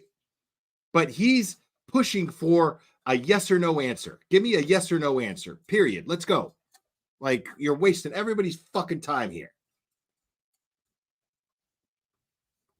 Sit here. Do you recall mentioning the Jeep? I was asked about Miss Reed's vehicle, and those are the questions I answered. I can't. You need to keep your Okay, mouth up. sorry. Right there. I was asked about Karen Reed's vehicle, and those were the questions I answered. He has a definitive memory of this. Based on that answer right there, she has a definitive memory. I was asked about Karen Reed's vehicle, and those were the questions I answered. Period. Plevin shitty grin. Thank you. I appreciate you. Thank you so much. You sit here. Do you recall mentioning the Jeep, ma'am? I would have So to. now, see, what Jackson does here is genius. Do you recall? Now he asks a different question. Do you recall mentioning the Jeep? Do you recall? And here he gives her an opportunity. Have to reread the transcript. You don't have to reread the transcript to answer that question. Right. Do you recall mentioning the Jeep? If you don't, you don't. I may not have been asked about the Jeep, so I did not mention the Jeep. Fair enough. So Did you, Mr. Higgins? you see how you watch her eyes right there. See there? See where she's looking when she answers that? I may not have been asked about it. Now her answer changes. I may not have been asked about it. And as soon as she says that, she looks right at the jury. That right there is what you call a fucking liar.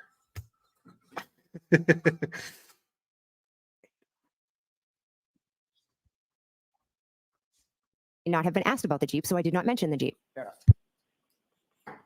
Did you and Mr. Higgins, between then and now, the date of the incident and now, have you ever had a conversation with Mr. Higgins about where his Jeep was parked?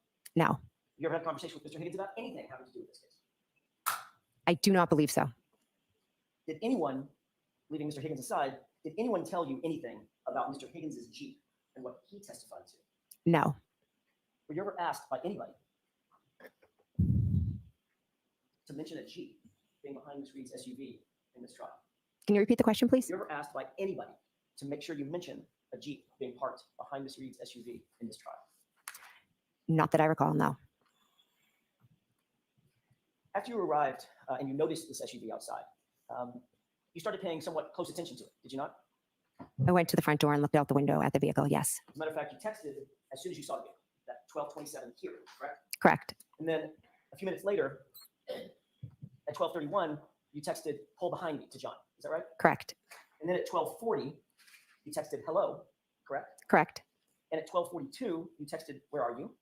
Correct. And at 12:45, you texted, hello, correct? Correct. So that's 5 text messages. And each time you texted him, you were walking to the door and looking out of the vehicle as you're texting, correct? I know for the first 2 I was. You testified at another hearing, another proceeding on June 8th, 2023, correct? Correct. In that other proceeding, did you testify that you got up and sat down and got up and sat down every time you were texting? Possibly. Okay. So if you got up. No, you know exactly what you said. You did that so that you could build a foundation for the lie that you butt dialed John O'Keefe. That is what you were doing. Watch her eyes one more time. Down every time you were texting. Possibly. Okay. So if you got up.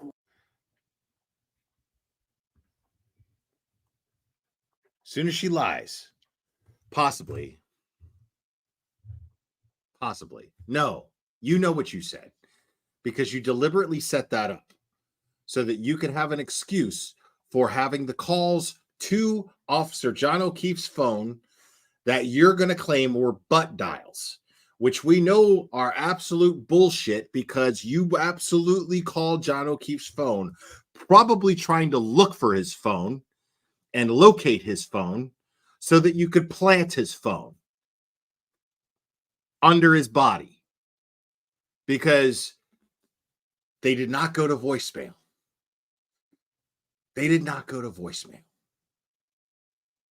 John's phone is recovered. There are no voicemails on his phone. You had to physically hang up those butt dials.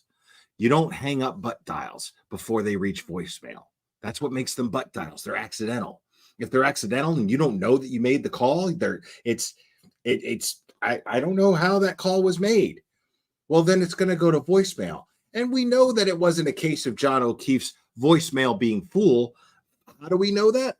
Because John O'Keefe's voicemail picked up the recording of her talking to 911 and then her sister, Nicole. That's a fact. So we know she's lying about these so-called butt dials to John O'Keefe's phone.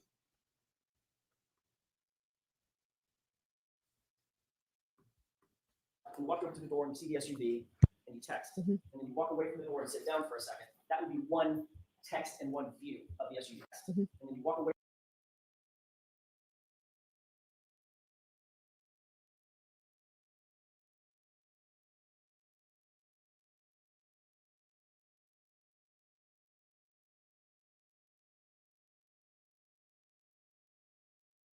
Walk away from the door and sit down for a second. That would be one down for a second. Boom. That would be one text and one view. view of the SUV, correct? So if you did that at 12:27, 12:31, 12:40, 12:42, and 12:45, you'd agree that's 5 times that you were up and down looking at the SUV, correct? I'm not sure if I did it 5 times. How many times do you think you did do it? I know I definitely did it the first when I said here. I know I definitely did it when I said pull behind me because that's when the vehicle had moved up a little bit. And then did you see the vehicle move up again a second time? Yes, that's when I told him to pull behind me. Okay, so that's the first time. So just so we're clear, when you first saw the SUV, it was stationary, correct? When I first saw the vehicle, it was straight ahead out the front door, stationary. And you texted here. Correct. Then you walked back over to the window, or, I'm sorry, to the door, to the storm door, and you said, pull behind me, correct? 12:31. Correct. All right. At that point, you saw that it had moved up a little bit. Is that right? Yes. Okay. So if you saw it move up a second time, which you just said you did, then that would be a third time that you had to have seen it and texted, correct? Why would that be third time? Because it only moved once so far. You saw it move twice. So the first time I saw it, it was here. And I said here. And then the next time I texted, I said, pull behind me. So that was 1 time, 2 times. Keep going. You said you saw it move up again. Keep going. So you saw it move twice. From one place to the flagpole to further up. Right. So that's 3 times that you're up to the door. Okay. Is that yes? I'm telling you, my memory is twice to the door. Mr. McCabe, it's not a trick question. You just testified that you saw the car move twice. By definition, that has to be you looked at it 3 times. Stationary, move once, move twice. Maybe I used the wrong wording. Maybe. Maybe I used the wrong wording. Maybe I fucking lied. Like, dude, maybe I used the no, bro. There's no wrong wording when it comes to the truth. You fucking lied.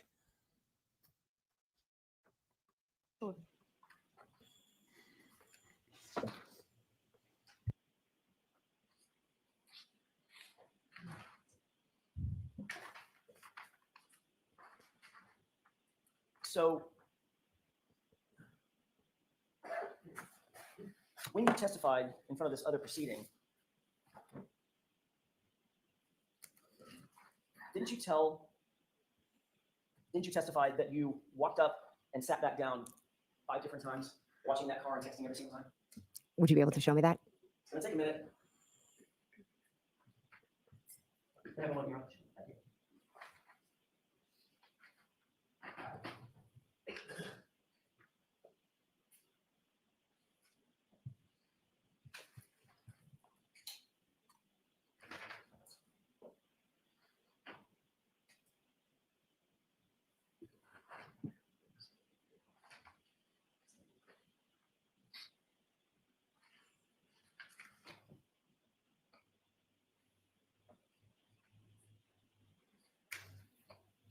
Thank you.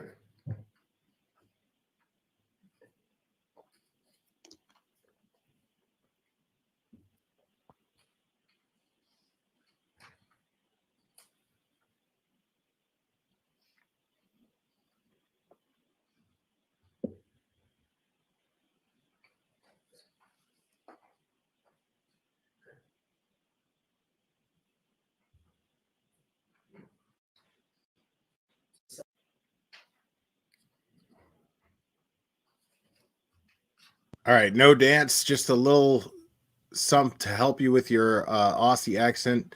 They're called prawns, not shrimp, mate.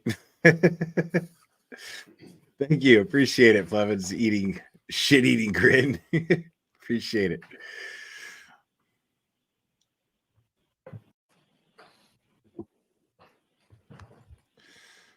I mean, come on, lady. Jesus fucking Christ. Today, Junior? You had an opportunity, Mr. McCabe, to review those few pages from your testimony in June of 2023. Yes. Did you talk about, you were asked about getting up and sitting down and looking through the SUV several times and testing? Yes. In fact, you indicated that you got up and looked outside through that storm door several times, correct? Yes. And as a matter of fact, you looked every single time that you texted, you indicated that you looked out at the SUV and saw something that prompted you to text something, correct? Correct. And then after the last time, which would be 5 times, 5 texts, 5 looks, after the last time you texted, you got back up, which would be a 6th time, and the SUV was gone. Just chronologically. Correct. My husband and I were both getting up and looking. So I didn't ask you about your husband. Okay. Just about you. The answer is correct. Yes. Okay. So you're indicating that you were trying to communicate with the occupant of the SUV that was sitting, what would you say, 30 feet outside the front door? I'm not good with distance. It's further than you and I are from each other, correct? Correct. At least double that, right? Correct. Okay, so could you give me, maybe yards are easier, like 10 yards, 15 yards? Again, I'm not good with measurements. Okay. Just right outside the front door. Within, Straight outside, yes. Mhm. well, straight outside until it moved. To the front door. Of the front door is where it was. Okay, straight outside until it moved, according to you, correct? Yes, and then it moved. Correct. And then moved the second time, correct? Correct. It moved to the flagpole, and then it moved up again. Okay. Then you indicated that you had an absolutely clear view of the SUV. You were asked those questions, correct? If I had a clear view, Clear view. I could see the car out front. Yes. You were asked, you were looking out the front door of the house. Your answer was, uh-huh. You were asked, and there's a window in that door, right? Answer, it was opened. Yeah. Question, so you had a clear view outside. Answer, a clear view outside. Yes. Remember that? Yes. Okay. And is that your memory? You had a clear view? I had a clear view of Karen's vehicle outside. Correct. And then you reiterated that with the following exchange. Question, was the amount of snow coming Objection, down Your Honor. sufficient? So let's hear the question. Was the amount of snow coming down sufficient to obstruct your view of the vehicle, or did you have a clear view of it? Answer, I had a good view of it. Kelly Morris, thank you so much. I think John went in the backyard, maybe to use the bathroom like men do. He did something to the dog in self-defense, and Brian killed him. I mean, thank you, Kelly Morris. I appreciate it. I don't. That's the thing is I try not to speculate too much in those kind of details. Because all of these, the thing is these theories are all plausible. I'm not saying that that's not plausible. I'm just saying it's like, how are we going to know? All we know is that, excuse me, wow.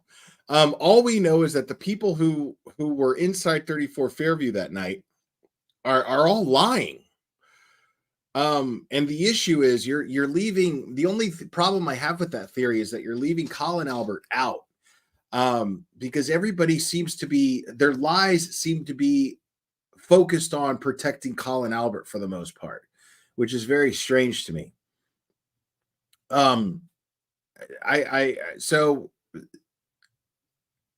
I'm really, really interested in what Brian Higgins is going to say, because Brian Higgins supposedly has this proffer agreement. So I'm really, really interested to see what his testimony is going to be. And I'm wondering, because the thing is about this proffer is, if he has this proffer, why would the prosecution call him up to the stand? You know what I mean? Why is he a witness for the prosecution? He's not a witness for the defense. He's a witness for the prosecution. So I'm wondering if there's even anything to this. So I'm expecting for, if there's going to be any truth coming out of Brian Higgins, it's going to be, I don't see it being any different than how the rest of the testimony went, because he's being brought up for I don't know. I feel like we're not going to get much different from Brian Higgins. I think he's going to be confronted by his lies during cross-examination, and then all we're really going to get, at least this is as much as I'm expecting. I'm expecting at most right now, not hoping, but expecting that he's just going to be proven to be a liar as much as anybody else who was inside 34 Fairview that night. But there's inconsistencies about his story too. That's the thing about Brian Higgins. So that theory is it's sound more or less, but again, you're leaving out Colin Albert, but you're also leaving out Brian Higgins. And Brian Higgins, there's been mixed testimony about his vehicle being there. Some people completely left out the fact that his vehicle was there. Others are saying that his vehicle was there, and then there's inconsistency about where his vehicle was parked. His white Daisy Duke Jeep. So I don't know. The objection is as to the form of the question, the reading. Oh, that's okay. I'm going to allow the question. Was that your testimony? Yes. So not only did you have a clear view, you indicated in your words you had a good view, right? Correct. Then you noticed that the SUV was gone after the 12:45 text, right? Correct. So you're looking at that SUV over the course of between the beginning text and the end text. It's about 19 minutes, right? 12:27 or so to 12:45, 18, 19 minutes, something like that, correct? Correct. You maybe add a minute because you got back up and didn't text, and the SUV was gone, right? Correct. Right. Someone just said that he had a proffer for a reason. Ohio chick said that he has a proffer for a reason. But the thing is about that is like, again, I'm totally lost. Right now, I'm just seeing a bunch of puzzle pieces laid out all over the table. But the puzzle's not put together. I'm waiting for the defense to put this puzzle together. That's what I'm waiting for. You know, Brian Higgins is definitely like, you know, he's a part of that puzzle. And even that's in pieces. Even the Brian Higgins part of this entire puzzle has not been put together. You ever put together a puzzle on a table and then you just focus on one part of the picture and then they'll go, oh, okay, this part of this picture goes here. You know what I mean? So that part of this grand scheme of things, that part of this big picture being Brian Higgins, even that part of the puzzle is in pieces and not put together. So I'm waiting for the defense to put all this together because I don't know what's going on. The proffer agreement that the defense has stated that he has, then the fact that he's a witness for the prosecution. So I'm wondering, like, is he cooperating with the feds? What the fuck is going on? Why is he a witness for the prosecution if there's a proffer agreement? I'm totally lost. And yeah, as far as I know, he's still an active ATF agent. So I don't know what the fuck is going on. So you agree, we just do some basic math. You're looking at that SUV on average about every 3.5 minutes. I guess I'm. If you want to pull out the times, then you can look at them. Well, we talked about the times, and you agreed that you were texting between 12:27 and 12:45. Correct. Right. So if you were just to divide that by 5 times, getting up and looking, I don't know, I do the math in my head, maybe it's every 3 minutes or so. Correct. At no time did you hear any noise or sound outside that was unusual? No. You didn't hear any squealing tires or squealing brakes? No. You didn't hear any screaming or yelling? No. You didn't hear any loud voices or foul language or door slam? That's a good point. Revving of an engine, anything? See, that's a good point, Fairy Raven. You're saying the glare, there's a real phenomenon called trial fatigue. I think we're all hitting that wall and it's difficult to be patient. Yeah. And thank you for pointing that out. Because that's a great point to make here. I'm not there yet. I'm not there yet. Because I'm a realist. I take pride in being a realist, and I'm of the opinion that we're not going to get the real answers until this federal investigation starts handing out indictments. We're not even going to really start to get those answers until the defense starts to present their case. That I'm interested in. But again, we're not here. This trial is not about, I mean, I think we're going to get some of that, you know, but remember, this trial is not about finding out who killed John O'Keefe. And on the surface it is, but it's really not. You got to understand the defense's job at the end of the day is just to exonerate Karen Reed. You got to understand that. And we're going to get impatient because we're going to be like, oh my God, when are the feds going to come knocking on everybody's door and knocking doors down and blah, blah, blah. That may not happen for months, even possibly years. We don't know. So, you know, I don't think the trial fatigue is happening for me because I have a realistic, at least I think I have a realistic viewpoint of what to expect here. So that's not really happening to me. Right now I'm just seeing, I'm getting what I expected, which was these people on the stand being cross-examined and the jury seeing that they're liars. That's all the best that I can hope for, and I'm getting it. So I'm satisfied so far. So far I'm satisfied because I'm getting exactly what's, you know, Yeah, true, but my mood swings have nothing to do with this trial, and where the trial is, Sherry.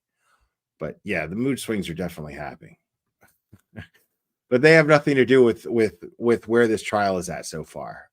Just the decisions that Bev is making is frustrating, but for other reasons. Anything like that? No, Matter of fact, you didn't hear any collision or crash, did you? no,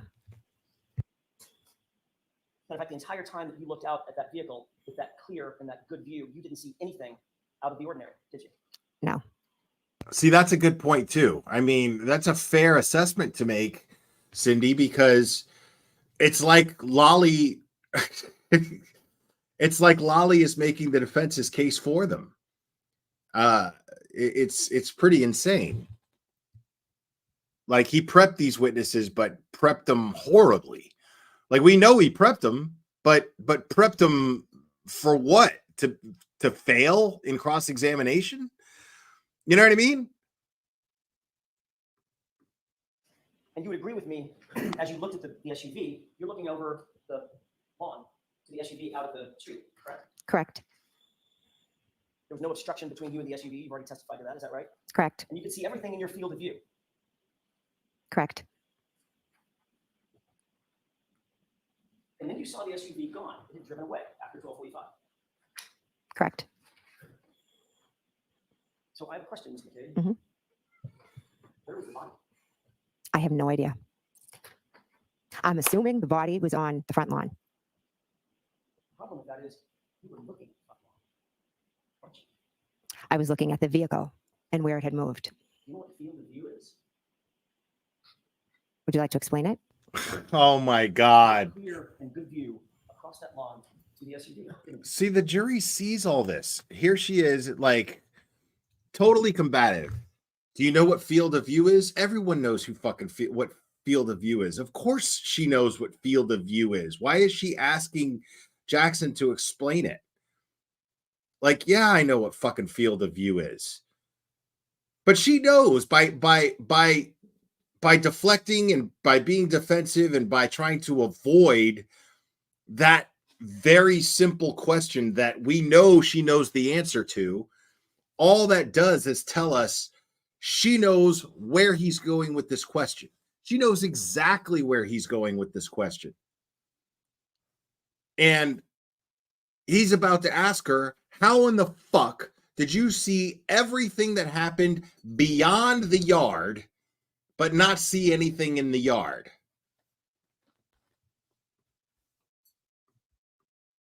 When it was straight out, I did, yes. You had a clear and good view of that SUV the entire time until it left. I could see the black SUV, correct. Nothing was obstructing your vision. I wasn't looking at the ground. I didn't ask you about the ground yet. We'll get to See? nothing was obstructing your vision. See what I mean? No. So you had a clear. She's really bad at this. Nothing was obstructing your vision. I wasn't looking at the ground. I didn't ask you about the ground. Was anything obstructing your vision? It could have been a fucking drone from the neighbor fucking flying it by. Could have been a fucking kitty cat that ran by and jumped. You know what I mean? Anything. Why are you talking about the fucking ground?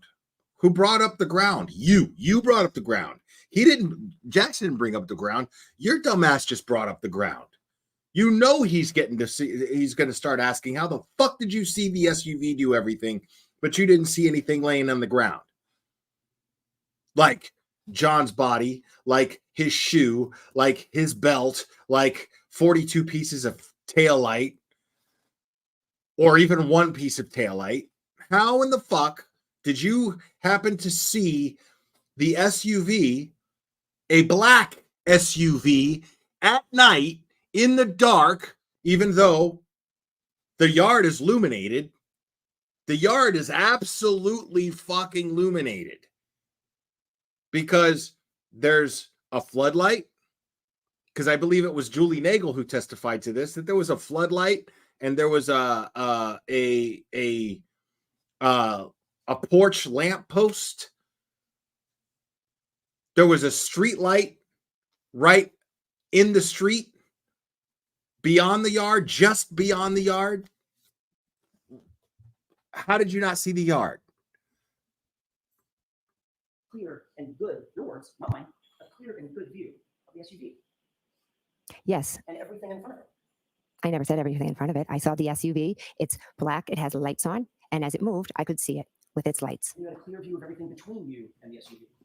All the things closer to you. Right. So, and that's another thing. How did her and these other witnesses who saw Karen's SUV, they saw a black SUV at night in the dark, right? But they couldn't see a white, because that's their excuse, right? It was dark. It was dark. I couldn't really see. It was dark, right? But okay, so how could you see a black SUV in the dark, but you couldn't see a white Jeep? And if I'm correct, I could be wrong. Ryan Nagel's friend's truck, Ricky, his F-150 was gray, maybe? Does anybody remember what color that was? But it wasn't black, was it? I mean, there's no way that anybody would fucking believe this shit. To you and the SUV. I wouldn't say that.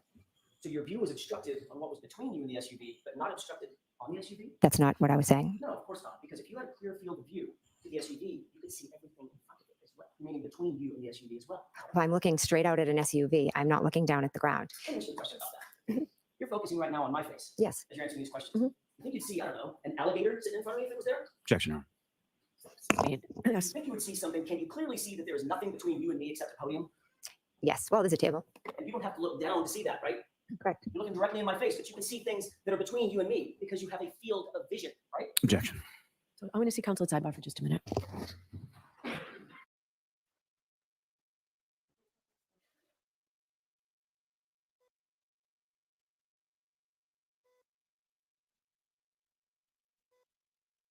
Okay, I'm gonna see counsel at sidebar. Let's watch that one more time. Sorry, I had to step up, You and me. step away for a second. You think you'd see, I don't know, an alligator meaning between you and the SUV as well. If I'm looking straight out at an SUV, I'm not looking down at the ground. Let me ask you a question about that.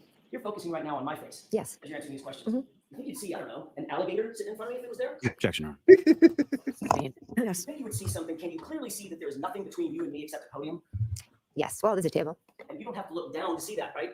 Correct. You're looking directly in my face, but you can see things that are between you and me because you have a field of vision, right? Objection. So I want to see counsel at sidebar for just a minute. I mean, that's a perfectly valid question. And do you see the look of satisfaction she got when she got let off the hook by Bev there? Okay, Clubber, you got to get from under the table, buddy.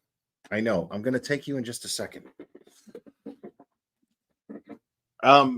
Watch her reaction right here. The look of satisfaction that she gets when she gets let off the hook by Bev here.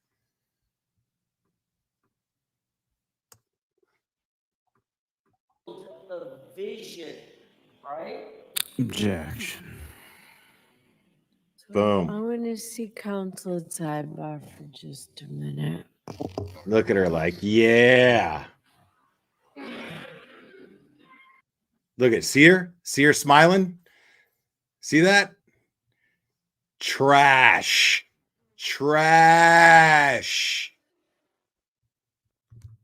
Watch out. Mm-hmm.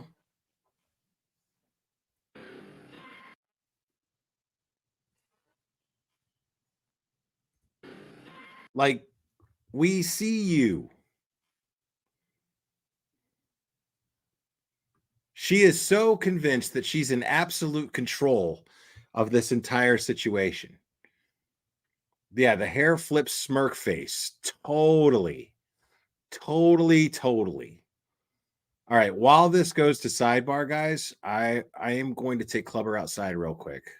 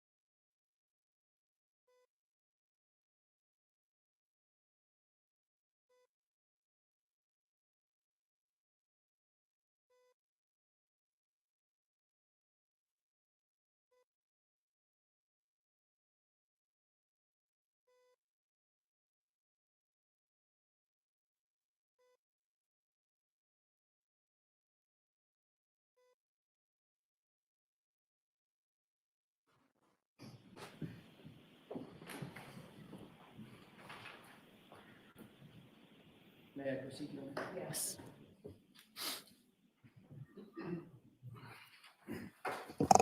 Ms. McCabe, as you looked over that flat lawn with that good and clear view of the SUV, you could see the SUV and everything between you and the SUV, correct?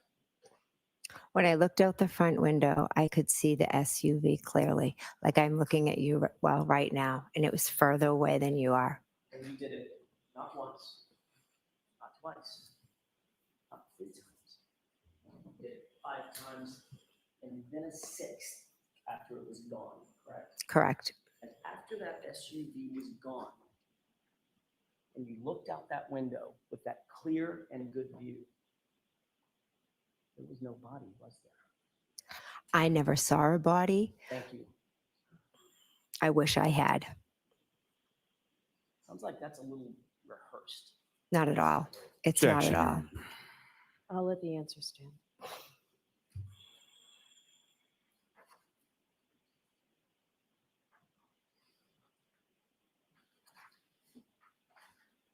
You left the location about 1:45. Is that right? Yes. You didn't see anything out of the ordinary as you got in. Was it your car or Mr. McCabe's car? It was my car. When you got in that SUV of yours, you didn't see anything out of the ordinary outside, correct? I wasn't looking outside. Okay. I know that that is the answer that you want to give to every question. My question is yes or no. Did you see anything out of the ordinary? No. Thank you.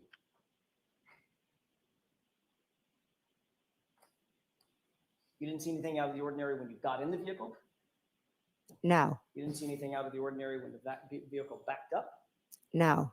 When that vehicle turned to the, I guess it would be to the right, to leave toward Chapman, and the headlights illuminated the area in front of you?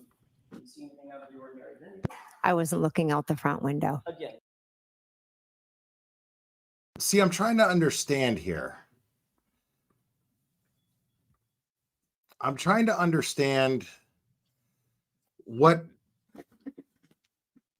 because this is really, really weird to me. So yeah, obviously it sounds rehearsed because her and Matt McCabe both said, I wish I had seen John's body out front. I wish I had. I wish I had. What does that mean? And why did they rehearse that? Okay. To sound like if they had seen John, then they would have done something to help him. Oh, yes. But what I'm trying to understand is why did everyone seem to agree on testifying that they saw Karen Reed's vehicle, but refused to say that they saw John's body out front? It would have been very easy to say that. Why would they all deny actually seeing John's body out there? It doesn't make sense.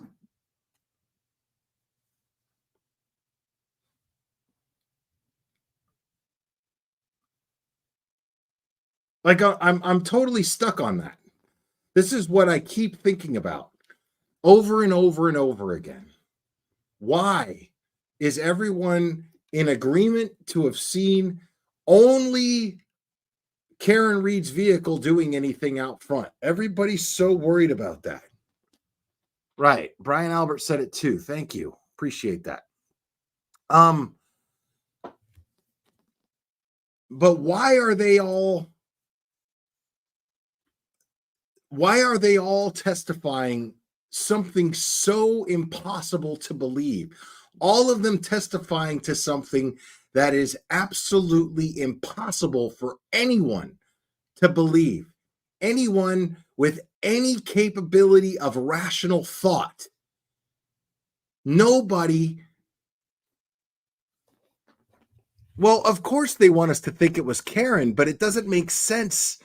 If they wanted us to think it was Karen, then why wouldn't they say, okay, well, I'm thinking out loud here, because they would have to help him. Exactly, Kelly Morris. That's my next thought that was going to come out of my mouth. Why? Because that would mean that they would have been in a position to have helped John O'Keefe and they didn't. That to me, right there, is proof that everyone in that house who testified in a similar way that she did as far as seeing Karen Reed and not seeing John O'Keefe, seeing Karen Reed come and go, but not seeing John O'Keefe's body, that would put them all in a position to be accessories, to be implicated in some way, shape, or form, because they would have been forced to answer, why didn't you help him? If you saw him out there lying in the grass, why didn't you help him?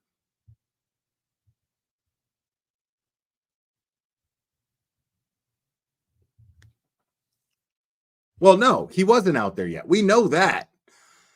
We know that. To me, the fact that they're all testifying that they saw John O'Keefe, that they saw Karen Reed, but did not see Officer John O'Keefe laying out there, to me is indisputable proof that everyone who testified to this knows what happened to John O'Keefe, knows that he was inside 34 Fairview, and are lying about it. That to me is the proof. That is the absolute indisputable proof that each person who testified in the same way that she just did, in the same way that Jennifer McCabe here just testified, I saw Karen Reed's vehicle, I didn't see John's body laying outside.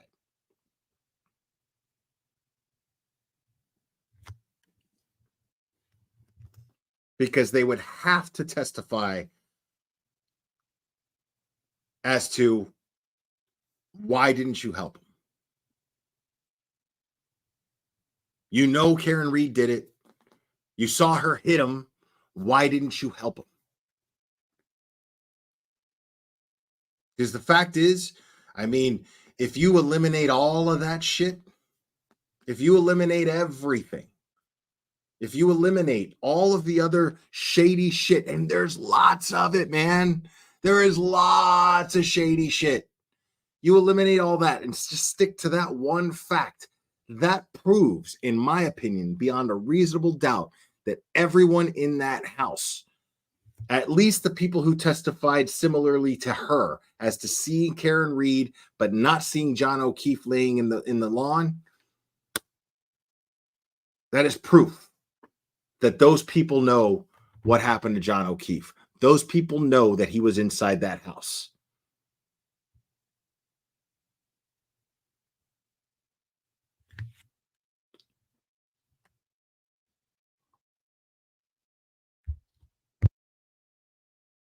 Right. The original story is the cocktail glass, because they'd also have to explain how he got those scratches on his arm. That doesn't make sense. It also doesn't make sense because the medical examiner called it blunt force trauma. These people were in an absolute panic in coming up with this story. They left it up to Michael Proctor to put the fix in. And Michael Proctor did a sloppy ass fucking job.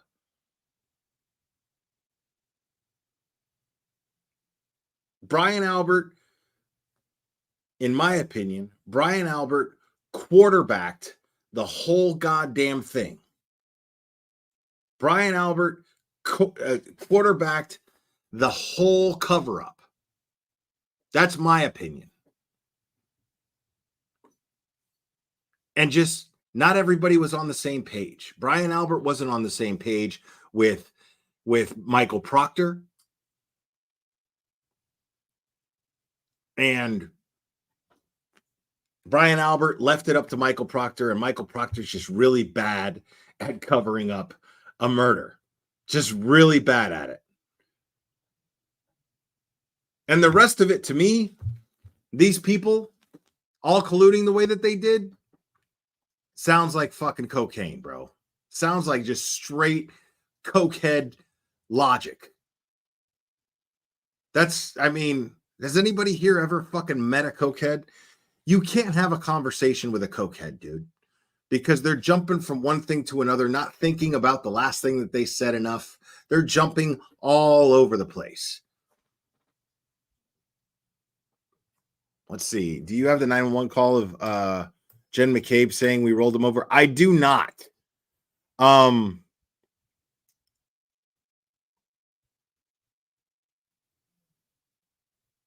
Oh yeah, totally. Jenn McCabe's tooth. Totally. Yeah.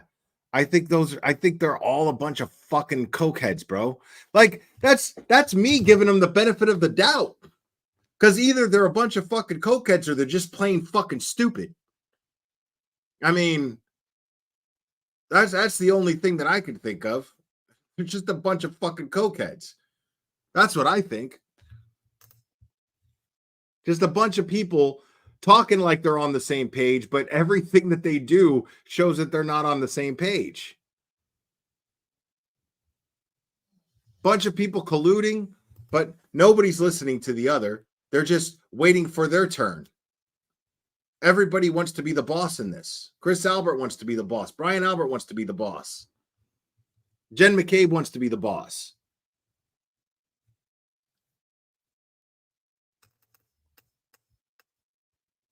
How's it a reach? That shit is not a reach. That shit is not a reach.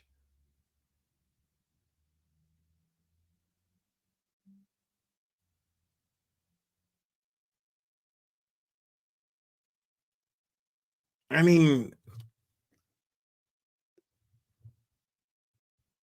that's just like I said, it's me giving them the benefit of the doubt, dude. Like, because again, either this thought process is drug induced, this collective thought process is either drug induced, or they're just a bunch of really stupid fucking people. And I don't think that they're stupid.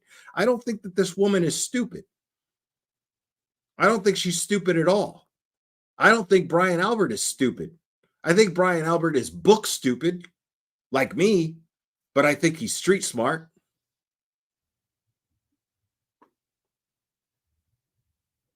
That's what I think. Little Irish girl said, I was an addict for 30 years. Definitely coke, right? Could be meth. Something to that effect.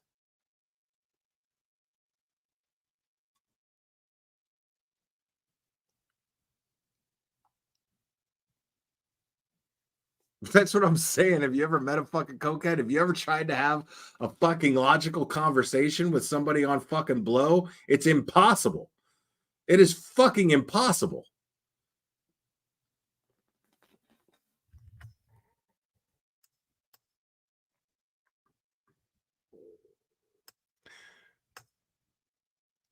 I mean, Adderall, it's just a prescribed version of fucking cocaine, bro. That's all that shit is. That's all that shit is. But you got the prettiest girl in fucking high school right here. Voted prettiest girl in high school. She's missing fucking teeth. She's got scabs on her fucking face. You know what I mean? Like, get out of my face with that shit. Kevin Rogers says, it's National Turtle Day. Boom. Thank you so much, Kevin Rogers. Sherry D says, personally, if I knew I was testifying on national TV, I would certainly have gotten my tooth fixed. Right. Right. What's up, Kay Rochelle? Good to see you. Just got off work. I hope everyone is doing well. Right on. We hope you're doing well too. Thank you. I'm there, just hard to see. Yeah, there's definitely alcohol involved. But I mean, even still, you know,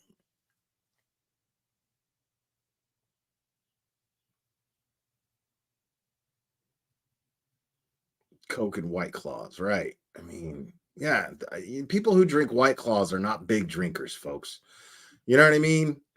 Like, people who go to the bar and stick to fucking Bud Light, those are not big drinkers.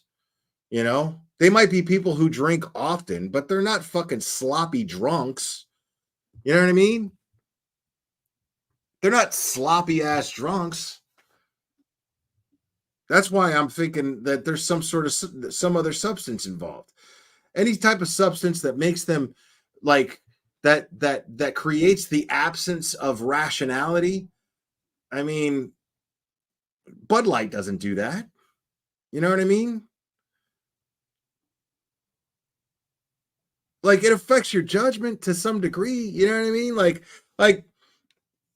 Like if I sat here right now and I got down to a half a bottle of scotch, right? And I've done it before, trust me, on live streams. I've done it before. That's just not me anymore. But I've done it on live streams where I've gone down to fucking almost like that much left of a fucking bottle of scotch. And I mean, you could tell I'm drunk and you could tell I'm like, all right, I'm kind of sloppy, but I know what I'm talking about. I still have something of a memory, more or less, and I might have poor judgment, but I mean, it would take that much alcohol for me to get to this level of stupid collectively, you know, like White Claw is not going to do that. I don't care who the fuck you are, especially if you're not, you know, especially if you're built like, and I'm not taking a jab at her personal appearance. I'm just making a point. If you're somebody built like fucking Julie Nagel, you know, like you know, when you drink White Claw, like, I mean, that's not going to fucking, you know what I mean? I don't buy it, man.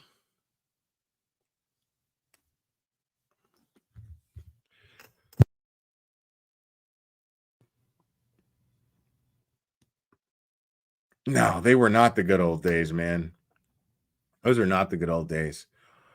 I'm never going back to that again. I'm not even sure if I could ever drink again, if I'm being totally honest. I keep telling myself, like, on a special occasion, maybe I will, you know, but like it's gotten to a point where I'm just like neurologically, it's fucking me up, you know. So I just I can't do it.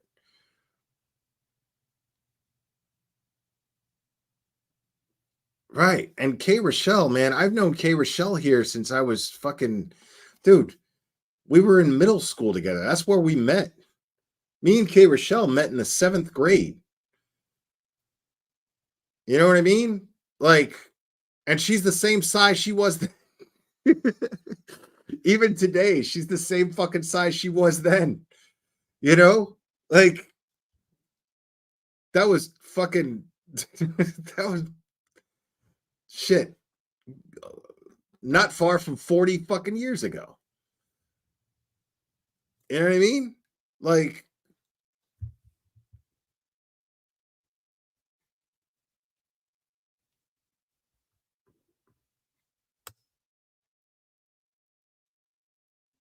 yeah, the Boone's days. Oh man, Mad Dog 2020. Remember Cisco? Dude, whoever invented crack has a fucking cousin somewhere that fucking invented Cisco and Mad Dog 2020. Like, I'm convinced of it. Not the same effect, but it takes the same creative mind. Let's see. Debbie Rose says, this has been my thought from the very beginning, that there is no way all these people walked out of that house and did not see John laying on the ground. Never has made any sense whatsoever. Right. So, I mean, nobody saw John laying on the ground. Nobody. Like, that makes no sense. That makes no sense. And if that means John was in the house, that means those people saw John either in the house or saw him lying on the ground out in the yard. One of the two. There's no escaping this fact. It can't be done. Thank you, Debbie Rose. I appreciate you. There's no way. Like, there's no fucking way.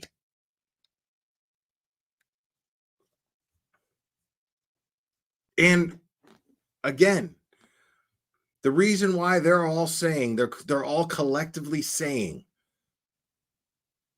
that they didn't see John is it laying out there on the lawn so that it absolutely implicates Karen Reed totally, makes Karen Reed look guilty as fuck.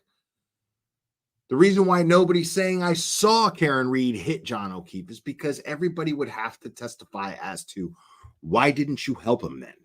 If you saw somebody laying out there on the lawn, why didn't you fucking help him? Every single person, in my opinion, that walked out of that front door, across that walkway to get into their vehicle and leave that night after 12:30 a.m. on January 29th, 2022 is guilty, at least guilty of complaisance.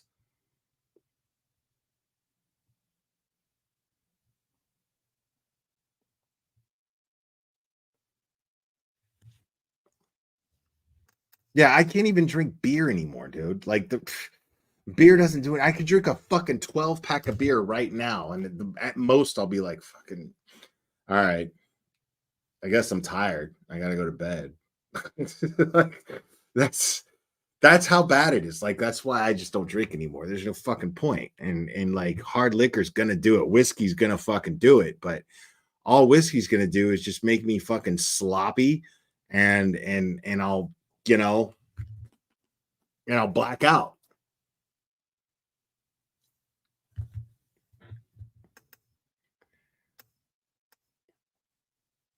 Jesus, tequila. Man, fuck all that.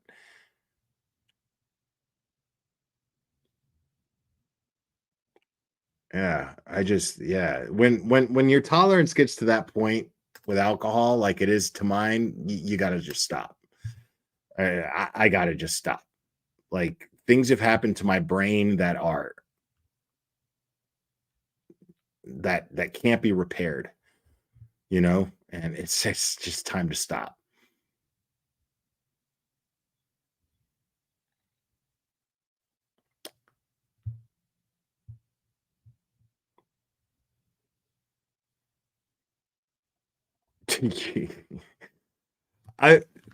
Does anybody follow Rehearsed Law?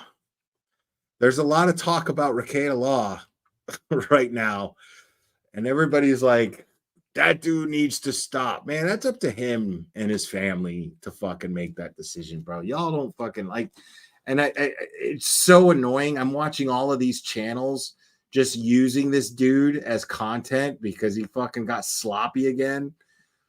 And then they're trying to say that he was jerking off because he didn't know his fucking camera was on.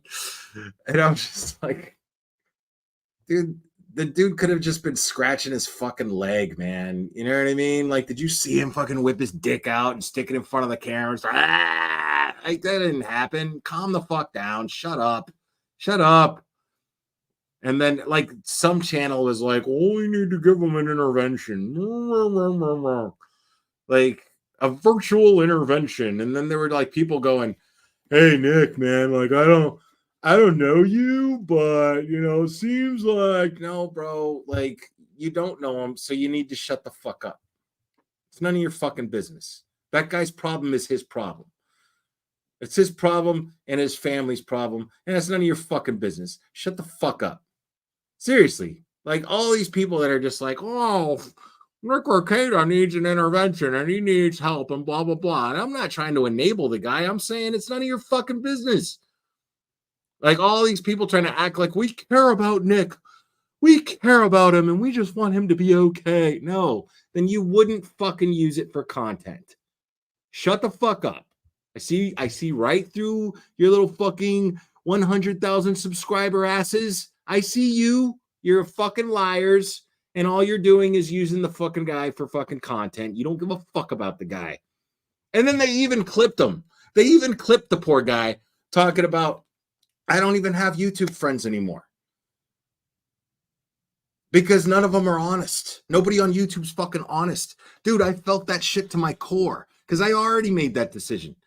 I made that decision like months and months ago. I don't make fucking friends on here. Like, I'm cool with people. But a personal friendship with people that I met on YouTube, never gonna happen. Never gonna fucking happen. I'm sorry if people take that personally, too fucking bad, but I don't fucking know you people, dude. Because every time it's happened, I end up fucking with shit on my face, dude. I'm just not fucking doing it. And then for some reason, they use him making the statement as, oh, he's alienating his friends. No, bro. The dude is just fucking using his common sense. Everybody on here is a goddamn fucking stranger, dude. I'm sorry. I could like you. I like everybody here so far. But here's the thing about that is I want to keep it that way. Every one of you motherfuckers, I love you guys. I want to keep it that way because as soon as it becomes a personal friendship, that's how you enter the realm of shit getting fucked up and my image of you becoming blown, your image of me becoming blown. No. Like somehow Nick Rehearsed is a villain because he's like, dude, I'm not keeping YouTube friends no more, dude. That's not him alienating people in his life that are important to fuck all that, dude. No, dude, that's him setting fucking healthy boundaries. You know, like healthy fucking boundaries. Because look at what happens. The second that the dude fucking does something, he gets sloppy drunk on camera, you drank too much, then everybody's gonna fucking use him for content and be like, Nick Rehearsed is gone off the deep end. Shut the fuck up. That's not your business. And it's not, if you don't fucking like him and you think that he's a fucking mess now, it's real easy, dude. Just it's easy, dude. It's easy. Because I'm side-eyeing every motherfucker that tries to say, oh, we care about Nick. And I'm going to make this video or do a live stream where I'm going to talk about Nick's alcohol problem. No, I don't. You're a shithead. You're a fucking piece of shit using the guy's personal problems as content for your channel. Fuck you. I see you. I'm not giving you a like. I'm not giving you a view. Fuck your mother. Anyways, guys, on that note, let me read this super chat real quick. But wait. I think we got a super chat. Super chat. I think we got a super chat. Super chat. Super chat. Super chat.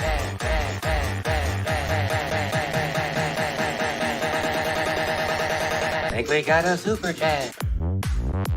I think we got a super chat. Sandon Stewart, thank you so much. I watch Nick every night, including that stream.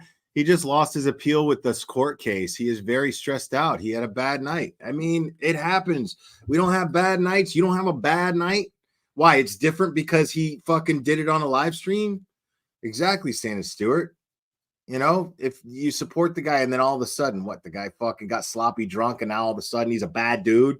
Fuck out of here. Fuck out of my face with that bullshit. Thank you, Free Karen Reed 2024. Pretty sure that the Coke party was downstairs. No one was sitting at the table upstairs. Ryan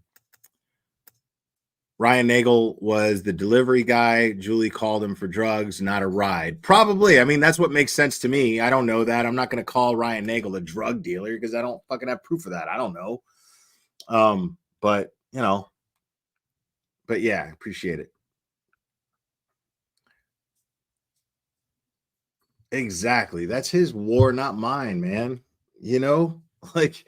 That's his war.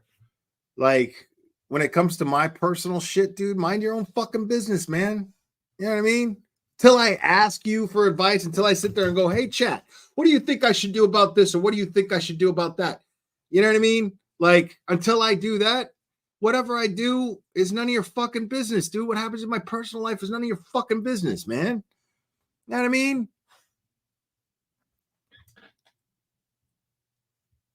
Right.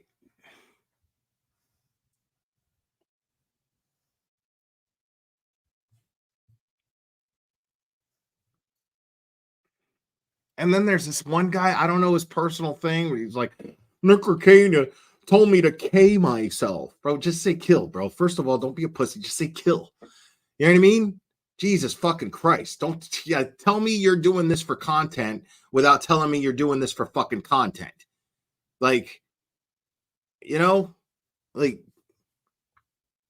oh God, man, YouTube is frustrating sometimes, man. It's fucking frustrating because, like, man, phoniness, just pure phoniness, just it gets under my skin, just bugs the shit out of me, dude.